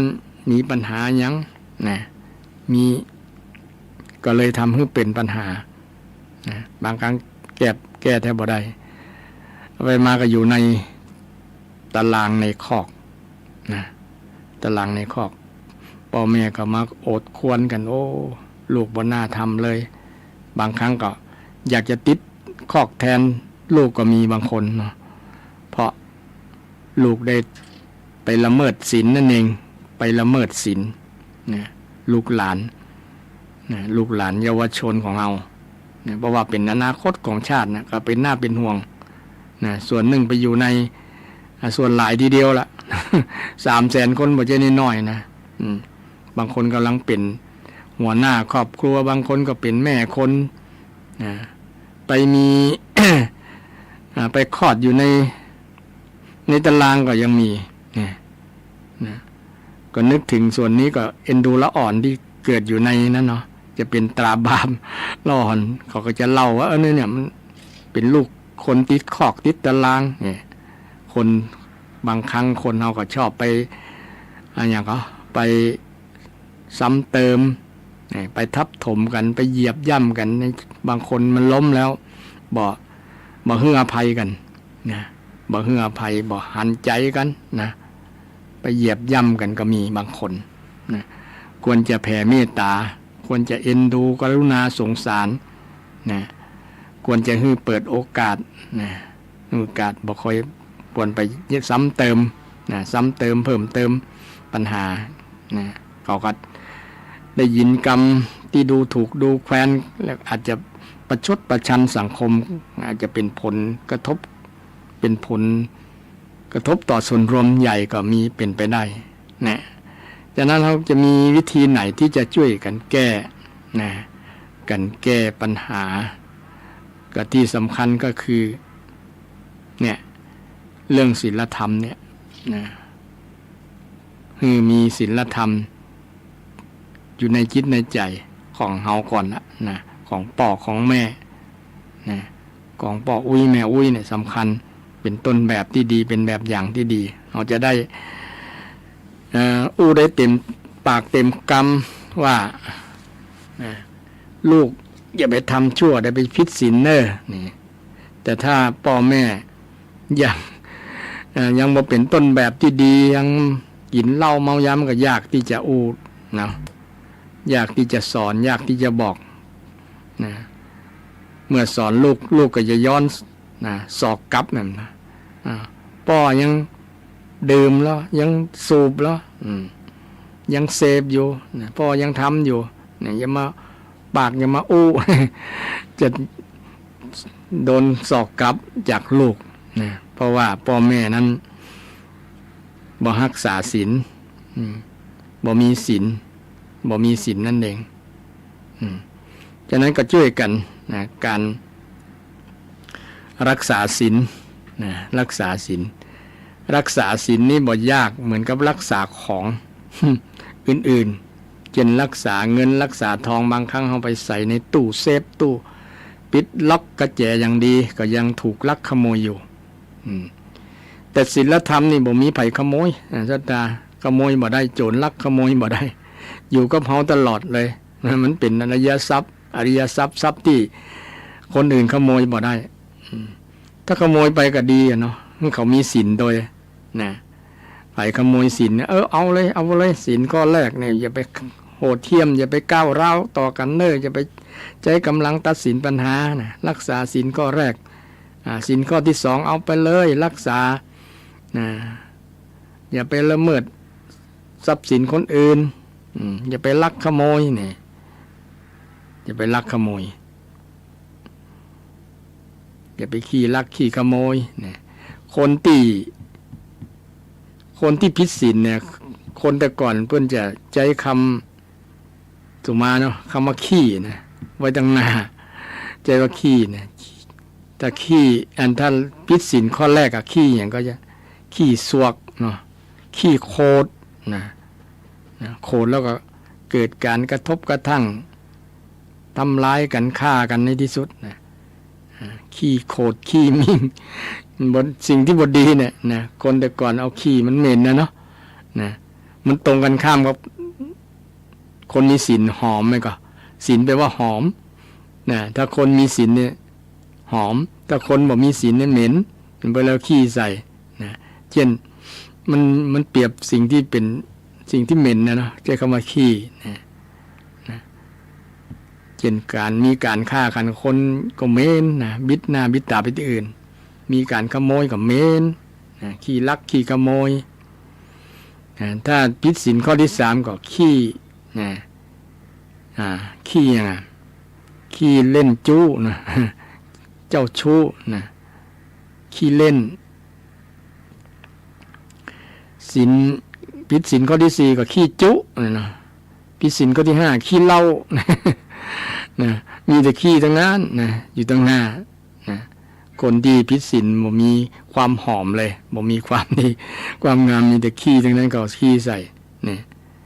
อันนี้เป็นคำคนแต่ก่อนเพิ่นใส่ทั้งหน้าไว้นะเป็นภาษามันชัดเจนมันเป็นรูปธรรมดีนะฟังแล้วนั่นฉะนั้นเราจะเอาขี้มาใส่ตัวเก่าเนาะไปละเมิดศีลก็คือเอาขี้มาใส่ตัวเก่านะขี้ลักขี้ขโมยขี้โคตรมีแต่ขี้ทั้งนั้น มีแต่ของเหม็นๆทั้งนั้นนะเหม็นคนบ่อยากเข้าใกล้มีสามีเป็นคนละเมิดศีลภรรยาก็บ่อยากเข้าใกล้เนี่ยเย็นไปกินเหล้าเมาเหล้าจนกินเหล้าออกเหม็นกับขี้หาเหล้านะบอกอยากนอนตัวบ่อยากนอนใกล้มันเหม็นนะเหม็นขี้เหล้านะขี้หาเหล้าเนี่ยคนเมืองว่าเนาะ ก็ได้จำกรรมที่ระบายอัดอั้นตันใจจากแม่บ้าน เพราะว่าเป่าบ้านไปละเมิดนักลำไปไปกินเกินลิมิตนะกินถ้ากินเป็นสังคมนะสังคมคือต้องเอาน้ำไปเชื่อมสังคมในน้ำเหล้านะถ้าตั้งโต๊ะตั้งเครื่องมีเครื่องดื่มมีอย่างนะมันเป็นการปฏิสัมพันธ์ต่อกันนั่นนะเป็นสังคม เป็นสังคมเนาะสังคมเนาะอันจริงเอาอย่างอื่นมาเลี้ยงกันก็ได้เนี่ยเนาะเอาน้ำอย่างที่มันเป็นผลดีต่อสุขภาพเนี่ยเป็นเครื่องที่เชื่อมเนี่ยอันจริงเหล้ากับเจ้ของล้ำนะพอคนกินเนี่ยโอ้แปลงตาแปลงปากนะบิดเบี้ยวนะรับหูรับตากินบางครั้งกันติดหูดังกินก็มีบางคนเนี่ย มันก็ไม่ใช่กินล้ำอย่างกินหวานกินอาหารอย่างอื่นเนาะ นะก็ย่างกินอยู่นะยังกินกันอยู่ก็เป็นเรื่องแปลกนะเป็นเรื่องแปลกบางครั้งรู้อยู่แต่อดไม่ได้รู้หมดแต่อดบ่ได้นะอันนี้สำคัญนะก็รู้อยู่นะแต่มันอดบ่ได้มันติดแล้วเนาะเนี่ยเปิ้นว่าอย่างคือมันติดนะติดภาษาพระพุทธเจ้าอุปทานมันติดแล้วมันยึดติด ยึดติดแล้วเกิดความเสียหายต่อสุขภาพความเดือดร้อนต่อสุขภาพเดือดร้อนต่อคนอื่นซึ่งเป็นผลกระทบเกิดจากการละเมิดศีลซึ่งศีลเป็นเรื่องสำคัญเราจะอยู่ได้โลกลมเย็นก็เพราะมีศีลธรรมมีศีลธรรมศีลนี้เป็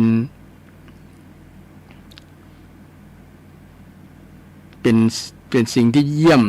ที่สุดในโลกนะสีลังโลเกอนุตตรังนะสิ่งก็เป็นสิ่งที่เยี่ยมในโลกอันอย่างที่ว่าเยี่ยมมีหนึ่งในนั้นก็คือศีลเยี่ยมยอดเยี่ยมสุดยอด สุดยอดในบรรดาชีวิตของคนเราเนี่ยมีอย่างที่เยี่ยมก็คือการมีศีลนี่แหละจงภูมิใจศรัทธาเอารักษาศีล5 ข้อได้เนี่ยภูมิใจว่าเราเป็นคนเยี่ยมยอดเยี่ยมยอดด้วยศีลเยี่ยมยอดด้วยศีลวันหนึ่ง24 ชั่วโมงเราจะบ่ไปฆ่าไผบ่ไปฆ่าสัตว์จะไปลักทรัพย์บ่ไปประพฤติผิดเรื่องเพศเรื่องเพศบ่ไปประพฤติผิดเรื่องยุหลอกลวงไผบ่ไปดื่มสิ่งเสพติดดื่มก็ดีเสพก็ดีกินก็ดีเนาะนี่เป็นว่าเสพเสพคำว่าเสพจริงๆภาษาบาลีแปลว่าเล่นมันบอกแต่มันเล่น ของเล่นนี่มันติดใจนะมันดื่มดำใจ ของเล่นเช่นเล่นกีฬาเล่นนั้นเล่นนี่มันเล่นมันม่วนเนี่ยของกินก็มันก็คำว่าเสพเนี่ยนะแปลว่าศิวธาตุในความเล่น ของเล่นไม่ใช่ของแท้ ของแท้คนเราส่วนมากจะชอบเล่นนะชอบเล่นนะมนุษย์ทุกคนในโลกชอบเล่นเป็นใช้คำว่าเสพภาษาพระว่าเสพนะเสพดื่มกินเนี่ยนะแต่คำว่าดื่มกินเนี่ยซึ่งเป็นสิ่งที่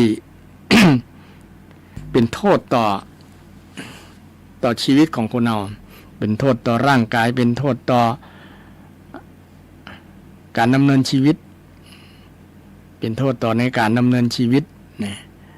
เช่นคนที่มีครอบมีครัวเป็นพ่อเป็นแม่เป็นลูกเป็นหลานเดือดร้อนกันหมดเพราะว่าศีลนั้นเป็นการละเมิดศีลนั้นมีโทษนักนะมีโทษอย่างที่เป็นข่าวทั้งหลายนะซึ่งเป็นสิ่งที่ เฮาทั้งหลายได้ฮู้ได้หันตามข่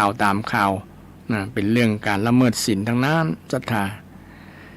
เรื่องศีลนี้เป็นคำสอนที่พระเจ้าสอนเรื่องลักประกันนะศรัทธาลักทำประกันให้กับชาวพุทธโดยที่เฮาบ่ต้องเสี่ยงสตางค์เหมือนทำประกันกับบริษัทนั้นบริษัทนี้นะกับธนาคารนั้นธนาคารนี้ประกันชีวิตประกันสุขภาพก็ดีเนี่ยพระพุทธเจ้ามีได้ทำประกันไว้ให้เฮาแล้วแต่เฮาจะรับประกันนั้นก่อน จะทำประกันนั้นก่อนนี่ศีล5 ข้อเนี่ยเป็นการทำลักประกันนะข้อแรกนี่ประกันชีวิตนะเท้าช่วยกันทำประกันคือรักษาก็ดีบ่ไปละเมิดก็ดีสำรวมระวังก็ดีเนี่ยที่เป็นความหมายของศีลเนี่ยก็เป็นลักประกันว่าจะบ่มีการฆ่าขึ้นนะประกันชีวิตเขาประกันชีวิตคนอื่นนะการฆ่าการยังจะบ่เกิดขึ้นเลยถ้ามีศีลข้อแรกนะ เป็นหลักประกันข้อแรกคือประกันชีวิต ประกันที่สองคือประกันทรัพย์สินนะทรัพย์สินจะบ่เสียหายบ่ต้องเป็นล็อกประตูบ่ต้องเป็นล็อกอย่างสักอย่างนะเปิดบ้านประตูบ้านบ่ต้องมีก็ได้นะแต่มีประตูหลายจะชั้นนะประตูเล็กประตูไม้ประตูบางบ้านมี3 ชั้นก่อนหรอนะ3 ชั้น กว่าจะเข้าไปได้กันขโมยก็ถึงขนาดนั้นก็กันบ่ได้เป็นหลักประกันว่าจะทรัพย์จะบ่หายบ่ได้เพราะว่าถ้ามีขโมยคนละเมิดศีลเนี่ยมันจะประกันหลักประกันนี้ใจบ่ได้เลยคือเล็กเนี่ยประกันบ่ได้ว่าขโมยจะบ่มางัดมาแงะได้นะฉะนั้นหลักประกันที่ดีก็คือมีศีลบ่ไปละเมิดทรัพย์สินคนอื่นก็บ่ละเมิดทรัพย์สินเฮาบ่มาลักของเฮานะถึงวันนี้ คนละเมิดเกี่ยวกับเรื่องนี้ยิ่งเศรษฐกิจบ่ดีเนี่ยยิ่งมีการทุจริตเกี่ยวกับเรื่องนี้นะทุจริตก็คือทำบ่ดีเกี่ยวกับเรื่องการมีมิจฉาชีพนะมีอาชีพที่บ่ถูกบ่ต้องนะไปเอาของคนอื่นที่เปิ้นทำมาด้วยหยาดเหงื่อแรงงานบางครั้งทำมาหลาย เป็นหลายปีนะเช่นไปลักขโมยรถเปิ้นนะลักขโมยทองเปิ้นสั่งสมเปิ้นซื้อมาด้วยหยาดทำมาด้วยหยาดเหงื่อแรงงานไปลักไปขโมยไปชกชิงวิ่งราวก็มีนะสิ่งเหล่านี้จะบ่เกิดขึ้นถ้าเราช่วยกันระมัดระวังรักษาระมัดระวังรักษาเนี่ยระมัดระวังรักษาบ่ให้ละเมิดศีลเป็นหลักประกันทรัพย์สินอันนี้หลักประกันข้อที่2คือหลักประกันทรัพย์สินพระพุทธเจ้าทำไว้ให้แล้วแต่เราจะรับทำก่อนนะจะนำมาพฤติปฏิบัติก่อนนะแล้วหลักประกันข้อที่3ก็คือหลักประกันครอบครัวนี่พระเจ้าทำหลักประกันให้ครบเลยนะใน ในการทำสัญญาการทำหลักประกันอื่นๆเนี่ยรับประกันเกี่ยวกับนั้นมันไม่ค่อยมีทำกัน แต่ในหลักธรรมคำสอนที่พระเจ้าได้สอนไว้เนี่ยหลักประกันครอบครัวให้ครอบครัวอยู่มั่นคงเนี่ยโดยเฉพาะการบอกไปละเมิดเรื่องคนฮักของคนอื่นเช่นลูกเมียคนอื่นลูกของคนอื่นนะอู้เรื่องการละเมิดนะการละเมิดข้อที่3นะหลักประกันที่3เนี่ยภาษาบาลีบอกว่ากาเมสุมิจฉาจาราเวรมณีเว้นจากการประพฤติผิดนะในกามนะคนแต่ก่อนนี้เปิ้นได้ยึดหลักคำสอนในพระไตรปิฎกในพุทธศาสนาเนี่ยถ้าคนแก่คนเฒ่าคนแต่ก่อนเพิ่นจะยึดหลักที่การบ่เสพกามหรือว่าบ่มีเพศสัมพันธ์กันเนี่ยเพิ่นจะยึดหลักอยู่4อย่างข้อแรกเวลาที่บ่ควรเนี่ยคนแต่ก่อนเนี่ยเปิ้นเวลาที่บ่ควรหมายถึงหยังเช่นวันพระวันศีลวันเกิดวันสำคัญวันบำเพ็ญบุญหมดเนี่ยวันเหล่านี้เป็นวันที่งดเว้นวันพระจนวันพระเนี่ยคนแต่ก่อนไปวันพระวันศีลเนี่ยคนแก่คนเฒ่าทั้งหลายที่อายุ40-50ไปแล้วเนี่ยไปรักษาศีลมันมีคำว่าอภรรมจริยาเวรมณีคือจะบ่มีการเสพกามคือจะบ่มีเพศสัมพันธ์กันนะในศีล8ข้อเนี่ยอภรรมจริยาซึ่งต่างจากกับกาเมสุมิจฉาจานะอันนี้ยังมีเพศสัมพันธ์กันได้สามีภรรยานะแต่คนที่รักษาศีล8เนี่ยจะบ่มีเพศสัมพันธ์กัน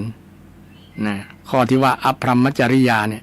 จะบ่มีเพศสัมพันธ์จะงดเว้นเรื่องมื้อนี้ในวันศีลวันพระเนี่ยคนแต่ก่อนเปิ้นเนี่ยจะอันแต่คนเดี๋ยวนี้บ่เลือกวันศีลวันพระนะขอให้มีอารมณ์ประมาณนั้นน่ะนะ วันพระก็บอกบางครั้งไปเสพสุขกันอยู่ที่หน้าโบสถ์หน้าวิหารในโบสถ์ก็ยังมีนะในวัดในวาก็ยังมีนะในวัดในวาเช่นมีการมีงานเนี่ยละอ่อนนะไปพอดรักกันไปอย่างกันอยู่ในวัดในวาเนี่ยนะคนแต่ก่อนจริงๆเป็นยึดหลักคำสอนนะที่เวลาไม่เหมาะสมเนี่ยก็คือวันศีลวันพระก็งดเว้นนะเป็นหูจักอดใจอดทนอดกันในเรื่องหมู่นี้นะนึกว่าวันนี้เป็นวันพระที่ทำคุณงามความดีงดเรื่องหมู่นี้นะงดเรื่องหมู่นี้แต่เดี๋ยวนี้คนบ่นึกถึงแล้วเนาะส่วนนักบ่นึกถึงแล้วว่าวันศีลวันพระเนี่ยนะจะมีเรื่องเพศสัมพันธ์กันนะแล้วก็ต่อมาเรื่องสถานที่นะสถานที่เป็นว่าเทศะกาลเทศะนะเทศะคือสถานที่ก็คือที่วัดที่ศาสนสถานบอกว่าจะเป็นศาสนาใดก็แล้วแต่คนแต่ก่อนจริงๆเป็นบ่ไปมีเรื่องเพศสัมพันธ์กันที่วัดที่วานะแต่คนเดี๋ยวนี้เนี่ยบ่เลือกวัดเลือกวาแล้วนะเลือกวัดเลือกวาซึ่งก็ลุกลามเข้ามาในนี้แม้แต่พระสงฆ์องค์เจ้าไม่ใช่ห้องพระสงฆ์ละคนที่มาใส่ผ้าเหลืองนะบางคนมาทำบดีบ่ให้ก็ยังมีนะมาทำสิ่งที่บดีในวัดในวานะเกิดเป็นนั้นเป็นนี้นะเป็นเนี่ยโดยรับผลกรรมการกระทำนั้นคนแต่ก่อนศรัทธาปอออกแม่ออกปออุ้ยแม่อุ้ยแต่ก่อนนะลองถามเปิ้นนะเปิ้นยึดหลักธรรมคำสอนนะสถานที่บ่เหมาะบ่สมนะที่วัดที่วาที่ลานเจดีย์ที่โบสถ์วิหารเนี่ยนะเปิ้นจะบ่ทำเรื่องหมู่นี้กันนะนะแล้วก็ที่บ่สมัยที่บ่นิยมหมายความว่าเวลาเจ็บไข้ก็ดีเนี่ยนะเวลามีคันก็ดีนะไม่ยิงมีคันต้องเนี่ยต้องมันนะแต่เดี๋ยวนี้บางเอาบ่เลือกเลยภรรยามีต้องมีฤดูอยู่ก็ยังนั่นอยู่เนี่ยปัจจัยบ่ฮู้จักอดจักกันบ่ฮู้จักนะที่เหมาะที่สมนะยังมีเรื่องเพศสัมพันธ์อยู่นะบ่ฮู้จักอดจักกันนะข้อต่อมาก็คือไม่ยิงที่ต้องห้ามสาวจำพวกหรือว่า20จำพวกนะ20จำพวกหรือว่าสาวจำพวกนี้มีอย่างพ่องนะจะทาเขาฟังไว้เป็นความรู้เอาเนาะนะข้อแรกก็คือไม่ยิงที่มีแม่ดูแลรักษาอยู่นะข้อที่สองพ่อรักษาคือพ่อดูแลรักษาอยู่ก็คือไม่ยิงคนใดที่มีพ่อมีแม่รักษาเนี่ยแหละห้ามไปแตะต้อง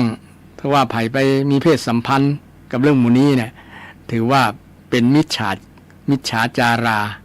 เวรมณีนะคือกาเมสุมิจฉาจาราเวรมณีข้อต่อมาก็มีปีจาปอดจะมีพี่ชายน้องชายรักษามีพี่สาวรักษามีญาติรักษาญาติรักขิตามีญาติรักษา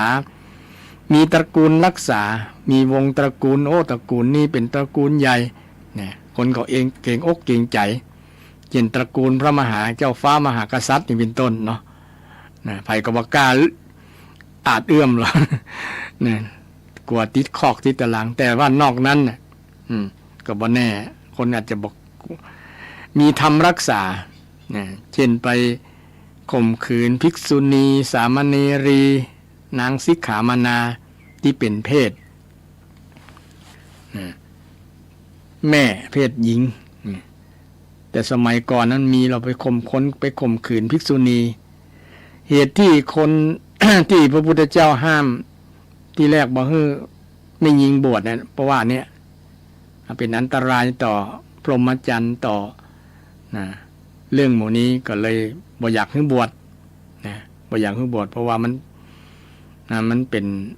ความเดือดร้อนมันเป็นอันตรายต่อพรหมจรรย์ก็ไม่ยิงและหำอย่างหนึ่งก็มันใกล้ชิดกับพระสงฆ์องค์เจ้านะมันก็จะทำให้ละเมิดเรื่องหมู่นี้ตัวนะตามองตานะหันกันถึงวันมันก็อาจจะมีสิเนหาอย่างกันประมาณนั้นนะก็แยกจากกันระหว่างไม่ยิงประจายเพราะว่าคนมันยังติดในเรื่องเพศอยู่แล้วเนาะนะมันยังบ่หมดกิเลสเด้อนะตราบใดยังมีเลือดมีเนื้อนะถ้ามีการปรุงแต่งยิ่งมีการปรุงแต่งการคิดเนี่ยการนึกคิดเรื่องหมู่นี้นะการนึกคิดเรื่องหมู่นี้มันก็จะมีเป็นเหตุเป็นปัจจัยเกิดขึ้นนะฉะนั้นเกี่ยวกับเรื่องการบวชภิกษุณีเนี่ยครั้งแรกจริงๆพระพุทธเจ้าทรงห้ามนะแต่สมัยนี้ก็เริ่มมีภิกษุณีแล้วเริ่มมีภิกษุณีเพราะว่าเพิ่นไปบวชที่ประเทศศรีลังกาที่ว่ายังมีภิกษุณียังหลงเหลือที่เป็นอุปชฌาย์อยู่นะปกติภิกษุณีต้องบวชสงฆ์สองฝ่ายนะสงฆ์สองฝ่ายคือสงฆ์ฝ่ายของภิกษุโดยสงฆ์ฝ่ายภิกษุณีโดยนะเป็นได้ถึงบวชสงฆ์สองฝ่ายก็เพราะว่า คำที่บางอย่างเพิ่นถามเนาะนะเป็นไม่ยิงกะเนี่ย เป็นบุรุษเป็นสตรีกะเนี่ยไม่ยิงจะอายอย่างก็เลยเวลาสอบถามเปิ้นว่าอนันตริยกรรมนะกรรมที่จะเป็นอันตรายต่อคุณสมบัตินะเป็นผู้หญิงไหมถ้าเป็นผู้ชายเป็นกระเทยหรือเปล่าอย่างเป็นบุรุษนะปุริโสสิเนี่ยเป็นบุรุษไหมเนี่ยเป็นบุรุษไหมนะตัวเจ้าก็ตอบว่าเป็นบุรุษครับนะผมเป็นบุรุษนี่นะอามะพันเตผมเป็นครับผมเป็นบุรุษนี่ถ้าเป็นอย่างอื่นบวชเป็นภิกษุบ่ได้นะเป็นอย่างอื่นเป็นภิกษุบ่ได้นะแต่มีกรรมวินัยช่วงหนึ่งเกี่ยวกับอุปโตพยัญชนกนะคนที่มีสองเพศเนี่ยถ้าเป็นเพศนะคนที่เป็นเพศชายในช่วงแรมนะช่วงข้างแรมก็บวชได้นะช่วงข้างขึ้นก็บวชได้มีความรายละเอียดอยู่ในนี้เกี่ยวกับเรื่องการบวชที่ว่าคนที่เป็นอุปโตพยัญชนกนะคนที่ส่วนนักก็เป็นกระเทยเป็นมุ้ยนะกับจิตใจที่เป็นปัจจัยในช่วงข้างขึ้นข้างแรมเนี่ยใน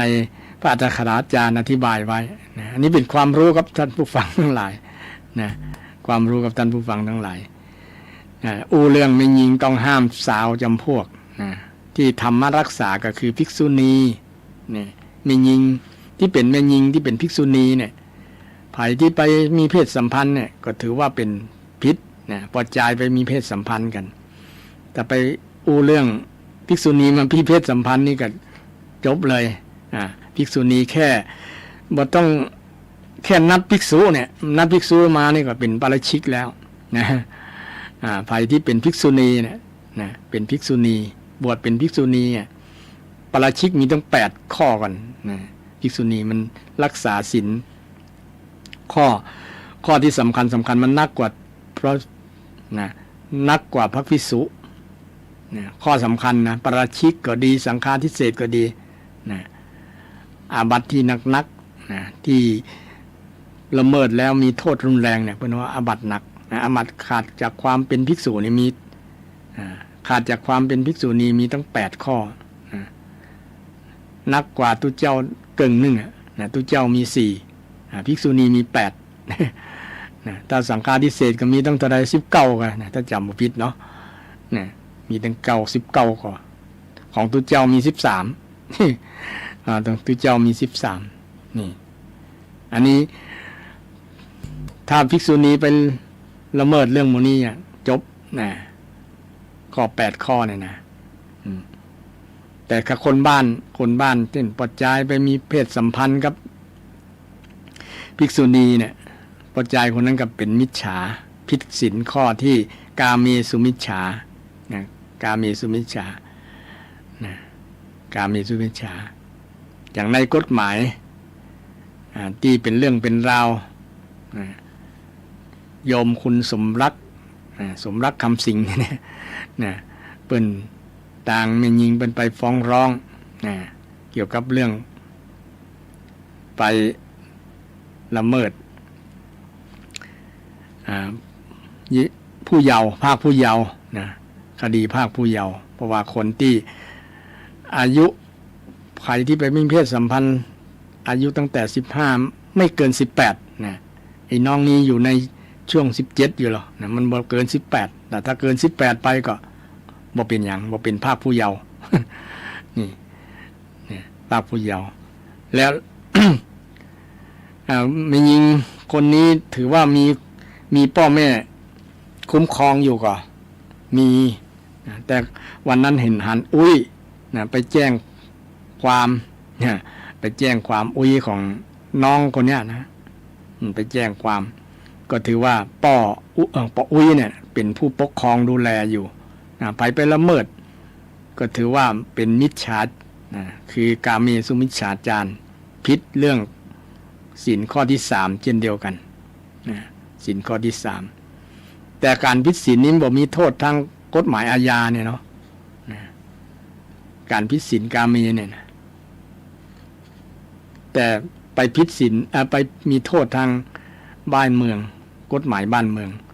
นะแต่โทษที่มันเกิดโดยธรรมชาติที่ผิดละเมิดศีลเนี่ยมันนักนะแต่คนบอกกลัวไง นะที่กำลังได้รับผลอยู่เนี่ยนะก็คือโทษทางกาเมสุมิจฉาจารเต็มเลยนะคนโดยเฉพาะกระทบด้านจิตใจคนที่ประพฤติธรรมหู้ดีแหละนะคนที่ทำจะหู้ดีว่าทำหรือบ่ทำละเมิดจะได้นะ2 คนน่าจะหู้ดีว่าอู้คำจริงหรือบอกคำจริงเนี่ยแต่อย่างน้อยก็ไปอยู่ร่วมกันละนะที่โรงพยาบาลโรงแรมนะโรงแรมเนี่ยไปโรงแรมก็คือมีหลักฐานว่าไปนะอาจจะเป็นคดีที่หลอกลวงเยาวชนคนผู้เยาว์เนี่ยไปอยู่ร่วมด้วยถึงคนนั้นจะมีใจร่วมบ่ร่วมก็แล้วแต่ถ้ามีผู้ปกครองภาษาพระเพิ่นว่ารักขิตาดูแลรักษาอยู่นะก็คือผู้ปกครองนั่นแหละพ่อแม่ปกครองพี่น้องปกครองญาติปกครองตระกูลปกครองแล้วก็ธรรมะปกครองตะกี้เรื่องภิกษุณียาวเพราะว่าธรรมะปกครองนี่หมายถึงภิกษุณีมีธรรมะวินัยปกครองอย่างพระสงฆ์ก็มีธรรมะวินัยปกครองพระสงฆ์มีศีลเป็นเครื่องป้องกันเป็นเกราะอย่างที่ได้ ในเบื้องต้นศีลเป็นเกราะป้องกันอย่างดีไผมีศีลเนี่ยจะป้องกันคนนั้นเป็นยิ่งดีกว่าเสื้อเกราะของทหารเสื้อเกราะของตำรวจป้องกันลูกปืน อันนี้ป้องกันความผิดเฮาบ่ได้ไปละเมิดศีลมันจะมีพิษอีหยังนะเฮาบ่มีแผลบ่ต้องไปหวาดระแวงบ่ปลาระแวงหยังบ่มีแผลบ่ต้องกลัวน้ำยาพิษจะเข้ามือ เพราะว่าเฮาบ่ได้ไปมีแผลหยังที่ไหนนะเฮาบ่ได้ไปทำพิษเฮามีศีลเฮามีศีลมีความมั่นอกมั่นใจในศีลเฮาความจริงก็คือความจริงนี่คนที่มีศีลจะมีความองอาจมีความกล้าหาญมั่นเชื่อมั่นในการกระทำของตัวเก่าว่าบริสุทธิ์ด้วยศีลด้วยมีศีลเนี่ยมันจะเป็นอันนี้แหละจะเป็นสิ่งที่ป้องกันตัวเฮาบ่ให้ไปสู่ความหายนะความหายนะคนที่ละเมิดเนี่ยเพราะว่าเขาบ่นึกถึงว่าโทษมันจะเกิดแบบนี้ถ้านึกถึงได้ฮู้ทราบซึ้งแล้วโอ้ต่อไปจะเคล็ดจะลาบ่เอาแล้วมันมีโทษทั้งกฎหมายบ้านเมืองมีโทษทั้งธรรมชาติของกฎศีลธรรมตัวกฎศีลธรรมบ่ได้ไปเต็กบ่ได้ไปปรับบ่ได้ไปไหมแต่มันเกิดโดยธรรมชาติคนที่ละเมิดนั่นแหละเขาจะฮู้เองศรัทธาตะกี้อู้เรื่อง หญิงต้องห้ามเนาะหญิงต้องห้ามซาวอย่างซาวประเภทเนี่ยซาวจำพวกเนี่ยพ่อแม่รักษานะพี่น้องรักษาตระกูลรักษาญาติรักษาธรรมรักษานะหญิงที่มีสามีเนี่ยโดยตรงเลยเพื่อน้องว่าสารักขิตาสามีรักขิตาหญิงมีสามีหญิงมีเจ้าของสามีแปลว่าเจ้าของหญิงมีเจ้าของชายมีเจ้าของถ้าเป็นแม่หญิงไปละเมิดไปเป็นจู้กับปจายเนาะอันนี้ก็ต่างคนต่างมีเจ้าของสามีแปลว่าเจ้าของเจ้าของของแม่หญิงคนนั้นไปแต่งงานต้องมีเจ้าเข้าเจ้าของละนะเจ้าเข้าเจ้าของไปละเมิดเมียเปิ้ลเนาะไปเล่นจู้สู่สาวเมียเปิ้ลเต็มเลยนะคือพิษพิษอันนี้บางคนก็ทำแล้วก็กินแหนงใจเมื่อลุ้นโอ้บ่น่าทำเลยบางครั้งมันพลาดไปแล้วก็เลยตามเลยนะเอาละนะมันผิดพลาดไปแล้วก็จำหน้าด้านหน้าทนนะหน้าด้านหน้าทนไปมาก็นะมันเป็นปัญหาเพราะว่ามันสร้างพฤติกรรมสร้างการกระทำที่บ่ถูกบ่ต้องนะมันก็จะพฤติกรรมนั้นเนี่ยก็ไปแสดงกับคนอื่นเนี่ยมันบ่อิ่มบ่เต็มเรื่องกามเนี่ยมันบ่อิ่มนะบ่อิ่มเหมือนกับกินอย่างบางอย่างนะมันยังอิ่มเนาะกินข้าวนี่ยังอิ่มต้องอยู่ถ้าได้กินกามเนี่ยมันบ่อิ่มพุทธเจ้าได้ตรัสไว้นะกามไม่อิ่มนะกินแล้วไม่อิ่มมีแต่อยากเพิ่มเรื่อยๆเพิ่มปริมาณเพิ่มจำนวนเรื่อยๆเพิ่มคุณภาพเรื่อยๆนะการไปเสพกามมันบ่อิ่มบ่อิ่มบ่เต็มนะเมื่อเกิดการบ่อิ่มบ่เต็มมันใกล้คนนี้แล้วไปเอาคนนี้นะความบ่อิ่มบ่เต็มมันเลยเกิดปัญหานะมันอยากจะเสพลองของใหม่ลองคนใหม่ลองอันนั้นใหม่นะทำให้มันเป็นปัญหาเรื่องพฤติกรรมการกระทำนะแล้วเขาจะตราหน้าว่าโอ้เป็นแม่ยิงมากเป็นปอดใจเจ้าชู้เป็นคนมากเรื่องโมนี้นะเป็นที่ตราหน้าของสังคมบ่ยอมรับนะแล้วก็ที่สำคัญนะมันก็ไปทำให้ครอบครัวเขาแตกแยกนะสามีที่เป็นฮักภรรยาถูกภรรยาสวมเขาสวมเขาเฮ้อนะบางครั้งบันดาลโทสะก็ฆ่าทั้งจูทั้งเมียตัวเก่าก็มีบ่อยๆเลยนะ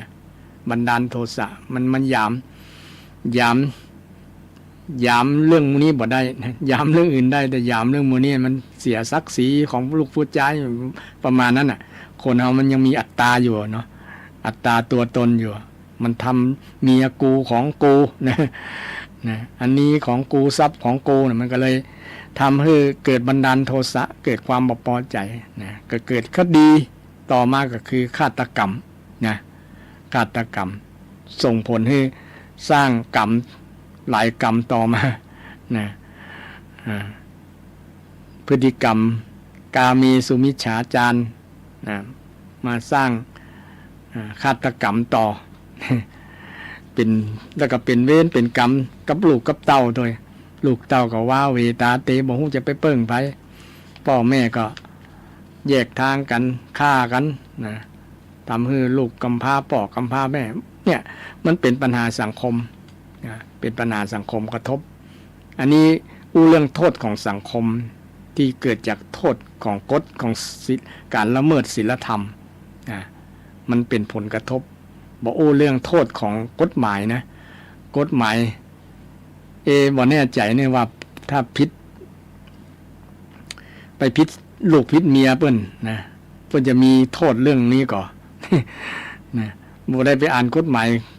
ายอาญาเนาะอาจจะมีอยู่สักนั่นเนาะใบละเมิดนะวันหน้าจะไปอ่านมันบ่นนะถ้าเกี่ยวกับเรื่องการแบ่งแยกมรดกมีนะกฎหมายแพ่งกฎหมายแพ่งพาณิชย์เนาะกฎหมายแพ่งพาณิชย์ระหว่างถ้าสามีภรรยาสามารถแจ้งหย่าได้นะเรียกหย่าได้ เรียกร้องสินทรัพย์ได้ก็มีการปรับการลิบสินลิบทรัพย์ยึดทรัพย์อย่างประมาณนั้นนะลองฟ้องร้องเอาทรัพย์สินจากแบ่งทรัพย์สินกันเนี่ยประมาณนั้นนะก็มันก็เป็นปัญหาขึ้นในการดำเนินชีวิตเนาะแต่ที่สามีภรรยาอยู่กันมาจนลูกเต้าป้อนใหญ่กันหมดแล้วก็ยังมีเรื่องหมู่นี้นะแต่จะเข้าวัดเข้าวานะเข้าวัดเข้าวาไปกึดเรื่องหมู่นี้ไปเป็นว่ากามวิตกอ่ะกึดแต่เรื่องมุกามนะกามวิตกกึดแต่เรื่องหมู่นี้ก็เลยใจมันก็เลยเรื่องอยู่กับเรื่องเนี้ยนะต้องคิดเรื่องบุญเรื่องกุศลมึงอะคนที่อายุ50ขึ้นไปแล้วควรคิดเรื่องนี้เนาะนะคนแต่ก่อนเพิ่นถึงหันหน้าเข้าหาวัดหาวาใส่ชุดขาวเนี่ยไปเปลี่ยนพฤติกรรมให้จิตใจมันอยู่กับกุศลถ้าจิตใจอยู่เรื่องกามเรื่องหมู่เนี่ยมันก็ตกต่ำขึ้นเรื่อยๆนะมันก็มกมุ่นนั่นแหละนะมันเป็นเรื่องจริงที่พุทธเจ้าได้สอนไว้ว่าเวลาคิดเนี่ยอย่าคิดเรื่องกามวิตกนะถ้าคิดเรื่องในหมู่นี้มันจะทำให้ชีวิตตกต่ำเนี่ยนำไปสู่เรื่องสิ่งต่ำๆสิ่งเวรกรรมทั้งหลายจะโตยมานักนะคืองดเว้นเรื่องกามวิตกให้คิดเรื่องกุศลวิตกนะวิตกก็คือการตรึกนึกคิดเนี่ยคำว่าวิตกไม่ใช่วิตกกังวลนะภาษาธรรมกับภาษาพระศรัทธาญาติโยมผู้ฟังทั้งหลายคำว่าวิตกก็คือการตรึกนึกเนี่ยนึกตรึงจิตตรึงนึกอยู่เรื่องกุศลกุศลวิตกไม่ใช่คิดแต่เรื่องกามวิตกเคยมีคนถามอาตมาแล้วนะเคยมีคนถามว่าท่านบอกมีความรู้สึกทางเพศบอกใครบอกเงียนแล้วกับว่ามีคนถามเราเนี่ยบอกเงียนก็ใครอยากเรื่องนี้ล่ะอาตมาก็ตอบตามความรู้สึกที่ว่านึกถึงบนไปนึกเรื่องนี้บอกไปปรุงแต่งเรื่องนี้มันก็บอกมีธรรมชาติมันก็มีเลือดเนื้อถ้าไปคิดมันก็มีไงนะแต่บอกไปคิดมันนะบอกไปปรุงแต่งมันนะบอกไปปรุงบอกไปแต่งมันคนน่ะคิดแต่เรื่องนี้นะวันค่ำคิดแต่เรื่องกามเนี่ยนะเรื่องในมุ้งเนี่ยนะบอกคิดเรื่องอื่นนะมันก็เลยมีปัญหานะยิ่งสื่อปัจจุบันเนี่ยมีสื่อลามกสื่ออย่างต่างๆเนี่ยทำให้เกิดกามวิตกนักนะกามวิตกคือตรึกนึกเรื่องกามเนี่ยเรื่องเพศเรื่องหมู่เนี่ยมันเลยเป็นปัญหานะเป็นปัญหาเรื่องชู้สาวเรื่องมีใหม่มีน้อยนะหานอกบ้านอย่างคุณโยมสมรักคำสิงห์เนี่ยทราบข่าวว่าหย่ากับภรรยา หย่ากับภรรยาเพิ่ง2 เดือนก็คงจะง่อมเรื่องหมู่นี้บอกว่าจะไประบายที่ไหนก็คงประมาณนั้น พอดีเจอน้องคนนั้นนี่เนี่ยมันไปคิดถ้าไปหันหน้าเข้าวัดเข้าวาได้ดีวันก่อนได้ทราบข่าวว่าไปทำบุญไปตานโบสถ์ที่ไหนที่ตัง อีสานพวกนั้นก็ว่าทำแล้วสบายใจดีว่านึกอยู่กับวัดกับวาแต่ไปอยู่กับบาเนี่ยมันปลาคือเสียเนี่ยแกก็นึกเสียกินแหนงเมื่อรุนเหมือนกันถ้าเข้าวัดเข้าวาเนี่ยโยมสมรักก็จะดีกว่าบอกได้ไปพลาดพลั้งนั้นนะอยู่กับวัดกับวาเนี่ยอยู่กับวัดกับวาอันนี้นำเรื่องข่าวมาเล่าเรื่องธรรมลิศีลธรรมให้ศรัทธาฟังว่ามันเป็นปัญหาถ้าเราบอกให้ความสำคัญเรื่องศีลธรรมเรื่องศีลธรรมเรื่องศีลธรรมเป็นเรื่องสำคัญและมันเป็นเรื่องที่ทำให้เกิดปัญหาที่คนละเมิดทั่วโลกเลยบอกใช่เฉพาะเมืองไทยเอาเกิดทั่วโลกแต่เมืองไทยช่วงนี้รู้สึกมันบ่อยมันบ่อยเกี่ยวกับลุงเลยนะมีถึงวันฆ่ากันถึงวันลักกันขโมยกันถึงวันพิษเรื่องชู้สาวกันถึงวันมีทุกวันพอเด้อ ข่าวพอแล้วต่อมาพอก็คือพอเพื่อที่จะนำมาเป็นปุคลาธิฐานมันเป็นตัวอย่างบุคคลเป็นตัวอย่างเป็นต้นเรื่องคือเป็นอุทาหรณ์อุทาหรณ์สอนจิตสอนใจว่าเนี่ยจีคือศรัทธาได้หันว่าคนที่ พลาดพลั้งเรื่องมูนี้มันเป็นปัญหาเป็นปัญหามันจริงอย่างที่พระพุทธเจ้าได้ตรัสไว้ตรัสไว้คือศรัทธาได้คือความสำคัญเรื่องศีลธรรมศีลธรรมนี่อยู่ในจิตในใจของเราสบายจิตสบายใจมันจะปกป้องของชีวิตของเราคือมีคุณภาพที่ดีการดำเนินชีวิตที่ดีงามความเจริญเกิดขึ้นเราบอกไปเอาสุขเรื่องกามกามสุขเราเอาอยู่กับธรรมสุขหรือว่าสมาธิสุขดีกว่าศรัทธาอยู่กับกุศลสุขกุศลสุขสมาธิสุขหมดเนี่ยหาความสุขกับการทำคุณงามความดีหาความสุขกับการกินการทานเนี่ยสังศรัทธา ชาวล้านนาของเราเนี่ยเอาจิตเอาใจอยู่กับกุศลอยู่กับทานอยู่กับศีลซึ่งเป็นสิ่งที่ของวิถีชีวิตเนาะวิถีชีวิตของชาวล้านนาเป็นสิ่งที่คนแก่คนเฒ่าเป็นปราชญ์ชาวปราชญ์ล้านนาทั้งหลายเป็นนำลูกนำล้านรักษาศีลเจริญธรรมเจริญธรรมซึ่งก็มีหลายๆที่หลายๆแห่งเป็นนำศรัทธาญาติโยมอย่างที่วัดอันยังก็หม่อนฤาษีเพิ่นก็มีประสงค์องค์เจ้าเข้ากรรมเนาะเข้ากรรมเข้ากรรมเข้าปริวาสเข้าปริวาสกรรมคือพระสงฆ์เพิ่นแสดงสปิริตเปิ้นได้ประพฤติผิดในศีลสังฆาทิเศษแล้วมายอมสารภาพมารับโทษปริวาสแปลว่าอยู่รอบอยู่ชดใช้ปริแปลว่ารอบป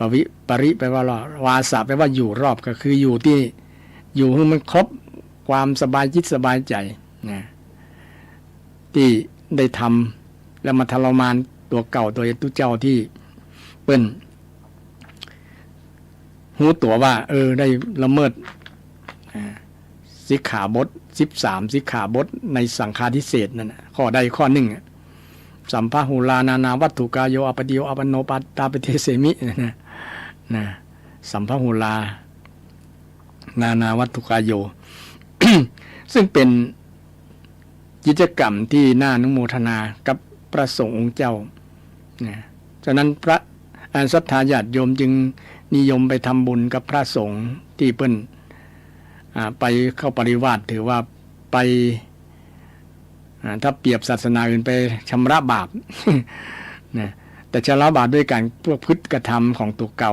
บ่ใช่ว่าคนอื่นมาล้างเราต้องล้างจิตล้างใจล้างพฤติกรรมตัวเก่าในกิจกรรมส่วนนี้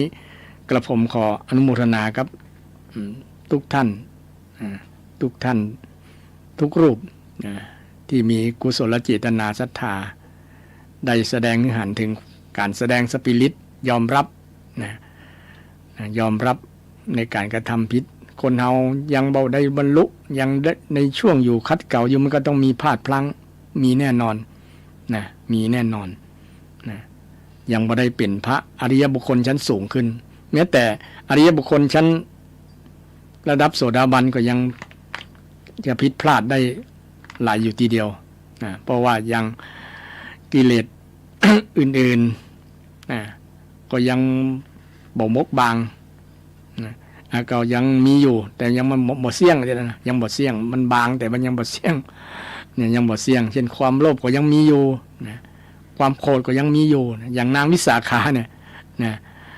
อย่างนางวิสาขาแต่มันบางไงมันบางเหมือนแทบจะบ่มีแต่มันยังมีอยู่มีอยู่แต่บ่ไปละเมิดกฎศีลธรรมอย่างนางวิสาขาบอกไปปิดจู้กับไผ่แล้วถึงจะมีลูกมีหลานเป็น8,400 สาวคนตั้งลูกตั้งหลานตั้งเหลนตั้งลืออย่างนั้นบรรดาลูกหลานของท่านเป็นคนมีศีล5หมดบอกไปละเมิดศีลบอกไปเล่นจู้กับไผ่บอกไปมีกิ๊กมีกั๊กที่ไหนนางวิสาขาเป็นพระโสดาบันแต่ยังมีโคดก็มีอยู่มีสักน้อย สักน้อยมีความโลภความอยากได้ก็ยังมีอยู่สักน้อยนะมันยังบ่เสี่ยงได้ แต่เกือบเสี่ยงแล้วนะโสดาบันนะมันเบาบางแต่ระดับถึงสกทาคามีนะอนาคามีไปแล้วแทบจะบ่มนั่นแหละนะโดยเฉพาะอนาคามีถึงพระอรหันต์หมดแล้ว เรื่อง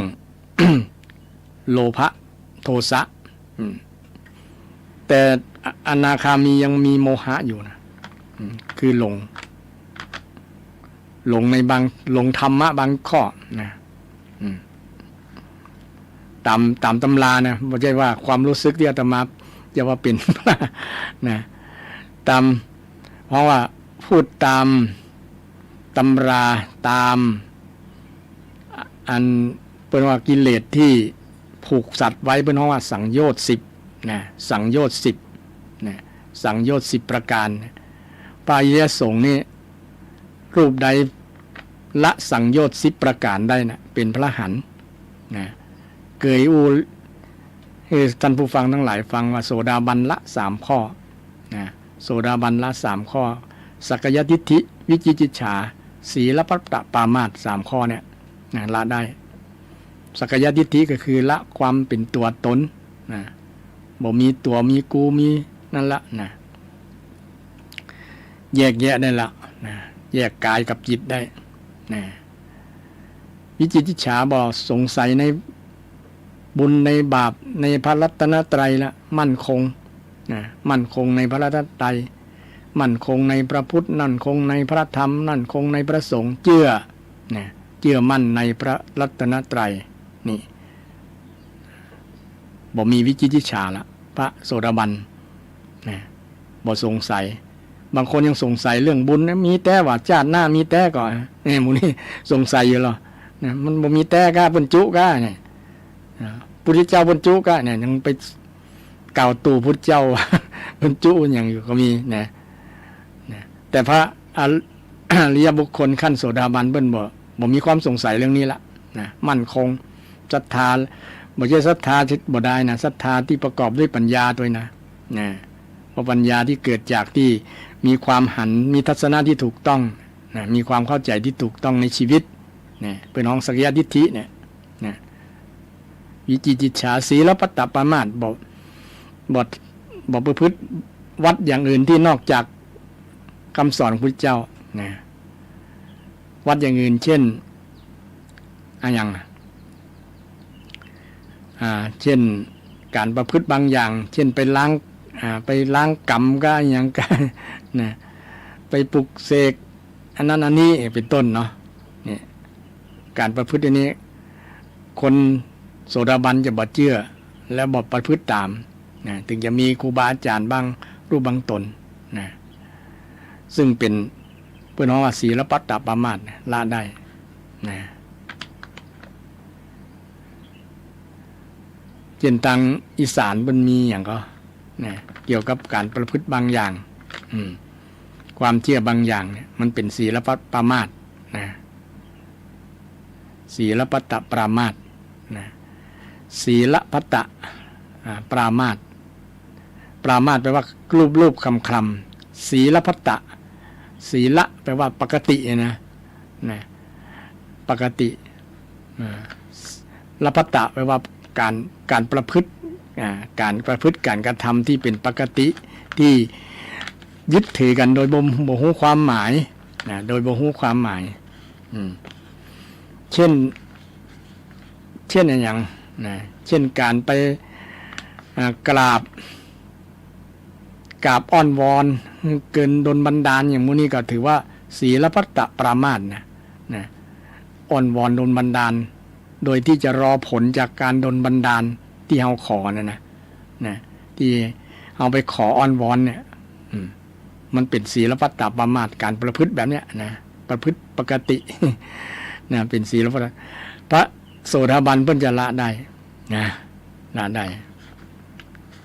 แล้วแหม10ข้อเอาไว้วันหน้าเนาะแ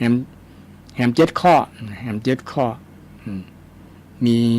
มานะอวิชชากามมีรูปราคะอรูปราคะ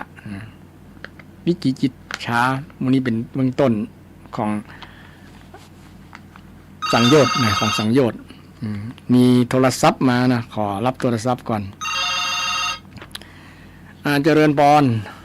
บริษัททำพระครูแม่ว่าพระนางวิสาขายังเสพการอย่าได้เป็นนั้นพระโสดาบันแต่ใช่จะคือหมู่คนเท่าที่เป็นสาวเท่านะเป็นนะเนาะเอาเปิ้นมีคุณสมบัติเปิ้นเสพกามแต่บ่ได้ไปเสพสาชายอื่นหรออยู่ในศีล5ข้อคือกาเมสุมิจฉาเนี่ยเปิ้นบ่ได้ไปประพฤติผิดนะยังกาเมนี่ยังเสพกามได้อยู่หรอกาเมเนี่ยศีล5ข้อเนี่ยมีลานไป3-4 อ่ะแม่นน่าจะคือสาวที่เปิ้นเป็นคนเท่านั่นน่ะเนาะเปิ้นอาจจะได้เป็นโสดาบันแล้วก็ได้คนสาวเท่านั่นนะแต่ว่าอันตะกี้คุณสมบัติ3ข้อนั้นเปิ้นมีก็สักยะทิฏฐิน่ะเปิ้นหันเปิ้นมีก็นะสักยะทิฏฐินะวิจิกิจฉาเปิ้นละได้ก่อนนะสักยะทิฏฐิละได้ก่อนนะศีลปัตตปมาสละได้ก่อนแม่เขาอยู่สงวนกะซ่าแม่เขาตายหมดแล้วเด้อ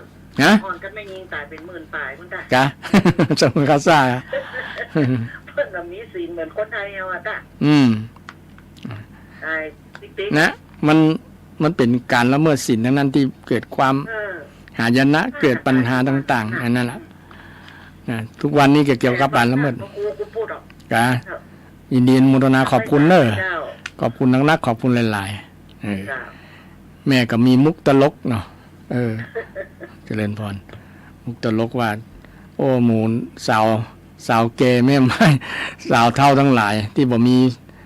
สามีคงจะเป็นโสดาบันนะอาจจะได้เป็นโสดาบันก็ได้เนี่ยศรัทธาทำไปเทียบกับคุณสมบัติของโสดาบัน3ข้อคือละสักยทิฏฐิได้คือละความหันว่าเป็นตัวของกูเนี่ยนะสามีกูนะทรัพย์กูได้นะอันนี้สักยทิฏฐินะโดยเฉพาะว่าอันนี้ตัวกูอันนี้ร่างกายกูเนี่ยนะเป็นสักยทิฏฐิละอันนี้ได้นะผมมีตัวกูแล้วอยู่ในยึดในใจมีแต่รูปนามนะมีแต่รูปนามที่เราทำหน้าที่ไปด้วยเป็นสามีภรรยาก็ทำหน้าที่ตามธรรมะที่พระเจ้าได้สอนไว้นะเช่นมีสามีก็ ทำหน้าที่ของภรรยาต่อสามีตามนั้นตามธรรมะที่เป็นหน้าที่ที่พึงปฏิบัติต่อแต่ไม่ได้ทำว่าอันนี้คือสามีของเรานะใครจะมาแย่งไม่ได้เนี่ยคนที่เป็นโสดาบันจะบ่มีความรู้สึกว่าเป็นเจ้าของนะแสดงความเป็นเจ้าของนะแต่ด้วยความดีนี่เองอ่ะสามีจึงรักไงนะบางคนนี่เป็นหึงหวงเนาะการหึงหวงกันนี้ก็ทำให้แตกแยกกันนะปดใจจะคงจะลำคาญเบื่อหน่ายอย่ามาหึงโมเหตุมีเหตุมีผลเนี่ยไปทำการทำงานอยู่ไหนบัดเดียวเนี่ยอยู่ที่ไหนนะจี้เนี่ยแค่เสี้ยววินาทีนี่ก็บ่ห่างบ่ได้ละยิ่งปัจจุบันนี้มีสื่อมีโทรศัพท์เนาะติดตามสามีตัวเก่าหวาดระแวงว่าจะไปมีกิ๊กมีหยังกันเนี่ยก็เกิดปัญหาก็มีนะกลับมาแทนที่จะเอาน้ำเย็นมาให้สามีนะกับได้ยินนะยังมาอยู่ดึกอยู่นะปิกบ้านปิกจองมาบ่เอ็นดูลูกหลานบ่เอ็นดูเมียก็คอยนั่งตารอคอยอยู่นี่แทนจะนะเหนื่อยก็อิดก็เนี่ยน้ำดื่มสักแก้วก่อนนอกค่อยอาบน้ำกับยังเนี่ยเข้าก็มีฮันเนอร์เนี่ยแต่อู้แบบนี้เนี่ยจะไปดีบัตรหน้าที่ตาม หน้าที่ของภรรยามันก็อยู่กันม่วนไปมาสามีถ้าลักษณะนี้สามีอาจจะบ่อยู่ตัวละนะโอ้อยู่ตัวบ่ได้ละนะมันย่อยขนาดย่อยขนาดนะบ่มีเหตุมีผลหึงหวงเนี่ยหึงหวงว่าเป็นสามีของเราว่าเป็นของเราเนี่ยแต่มี โยมคนหนึ่งออกจี้ก็ได้นะโจรจันใดมีภรรยาเป็นคนฝรั่งเนี่ยมาทำในบ้านดินอยู่แม่แตงนั่นนะเจียงใหม่เฮาเนี่ยเปิ่นอูชีวิตของความชีวิตคู่ของโยมเนี่ยว่าบ่ได้หึงได้หวงกันแต่ว่าฮักกันด้วยความไว้วางใจกันนะ โยมคนนี้บอกว่าถ้าเจอชายคนใดที่อยู่แล้วจะดีกว่าเขาครับยินดีที่จะให้ไปนะยินดีตัวละนะถ้าชายคนใดที่ปฏิบัติหน้าที่ความเป็นสามีที่ดีกว่าเขาเนี่ยกว่าคนโยมจันใดเนี่ยยินดีทันทีเลยนะเพราะว่ามันไปคัดความสุขเขาเนี่ยไม่ยิงได้ยินคำนี้ยิ่งฮักใหญ่เลยนะยิ่งฮักใหญ่เลยเพราะว่าเจือดไว้ใจกันนะไว้ใจกันไว้ใจกันนั้นไปไหนก็บอกโทษตัวไปจะไปทางไหนเพียงแต่ว่าโหว่าไปไหนก็เพียงแค่นั้นพอนะบ่ต้องไปตีตามว่าเขาจะเนี่ยจะได้เขาจะอยู่จะได้เขาอยู่กับไผเนี่ยอยู่กับมีคนใดนะหรืออยู่กับปัจจัยคนใดนับแฟนที่ไหนมานักกิ๊กคนไหนมา ซึ่งบ่มีความหวาดระแวงขนาดนั้นนะเลยทำให้ชีวิตคู่มีความสุขนะที่ต่างคนต่างไว้วางใจกันนะโดยเอาความดีงามเนี่ยนะความดีงามความซื่อสัตย์ต่อกันนะเป็นคุณธรรมที่ปฏิบัติตามคำสอนที่พระเจ้าเลยนะที่พระเจ้าได้สอนไว้กู้เนี่ยเป็นกู้ตัวอย่างแบบอย่างนึงที่บ่ต้องไปยึดว่าคนนี้จะเป็นผัวเฮาจะเป็นสามีเฮาจะเป็นเมียเฮานะยิ่งยึดยิ่งจะหนีห่างยิ่งละยิ่งจะติดตัวเฮานะเพราะว่ามันเป็นธรรมชาติแบบนั้นธรรมชาติของโสดาบันเพิ่นบ่ไปยึดนางวิสาขาจึงเป็นที่ฮักของสามีนะมีลูกมีหลานเต็มบ้านเต็มเมืองก็มีความสุขนะตาโดยยึดหลักศีล5เนี่ยบริบูรณ์เพราะว่าเป็นโสดาบันศีล5บ่ละเมิดนะบ่ไปก้าวร้าวบ่ไปฆ่าไผบ่ไปลักของไผบ่ไปมีกิ๊กบ่ไปมีจู้ไผนะบ่ไปจุไผนะบ่ไปเสพสุราเมลัยเสพยาบ้ายาอียาเสพติดทั้งหลายงดเว้นได้นะก็ชีวิตก็มีสุขบ่มีปัญหาในการดำเนินชีวิตนะลูกหลานเกิดมาก็เฮียนแบบอย่างนะรุ่นพ่อรุ่นแม่นะก็ทำให้สังคมมีความสุขในสมัยนั้นแต่ในสมัยนี้เขาไปเฮียนอย่างกับบ่ฮู้ละอ่อนเนาะบางครั้งพ่อแม่ก็สอนดีอยู่นะเนี่ยก็เป็นเว้นเป็นกรรมของเขาแล้วนะ ก็ทำกรรมเขาเนี่ยพ่อแม่ก็ต้องเจริญอุเบกขาก็ต้องเฉยวางเฉยพ่องนะถ้าบ่เฉยแล้วจะเป็นทุกข์เนาะพ่อแม่บางคนนะโอ้เป็นทุกข์กับลูกกับหลานลูกหลานบ่ฟังบ่เชื่อนะบางครั้งก็ว่าเฮาย่อย เอาบอกว่าอันนี้บ่ถูกบ่ต้องเน้อนะทำอันนี้เน้อนะก็ว่าเฮาเป็นคนค่ำคล้าบ่ทันสมัย บัดเดี๋ยวนี้เรื่องศีลธรรมมันเป็นเรื่องบ่ใช่เรื่องของเยาวชนละอ่อนละเป็นเรื่องของคนแก่คนเฒ่านี่เขามองในแง่นั้นก็มีละอ่อนเนาะจริงๆมันเป็นเรื่องของทุกคนที่บอกว่าสีลังอภรนังเศรษฐังเนี่ยศีลเป็นเสื้อผ้าใส่ได้ทุกเวททุกเพศทุกวัยนะศีลนี่เป็นเสื้อผ้าใส่ได้ทุกเพศทุกวัยตั้งแต่ละอ่อนถึงคนแก่คนเฒ่าใส่ได้ก็งามทุกคนบ่ตกรุ่นบ่ตกสมัยนะเป็นอภรนังเป็นเครื่องประดับอย่างดีนะศีลนะฉะนั้นวันนี้อู้เรื่องศีลศรัทธาญาติโยมนะถ้าเรื่องโครงค้างเรื่องอานิสงส์เนาะอานิสงส์หรือว่าประโยชน์ที่จะพึงได้ภายรักษาศีลแล้วนะเอาไว้วันพุธหน้านะวันนี้เวลาหมดเวลาขอนำรายการจากศรัทธาญาติโยมไปก่อนว่าพุธหน้ามาปะกันใหม่วันนี้ขอทุกท่านมีสุขภาพแข็งแรงเจริญด้วยอายุวันนะสุขะพระปฏิภาณธรรมสารคุณสารสมบัติทุกท่านทุกคนเทินเจริญพร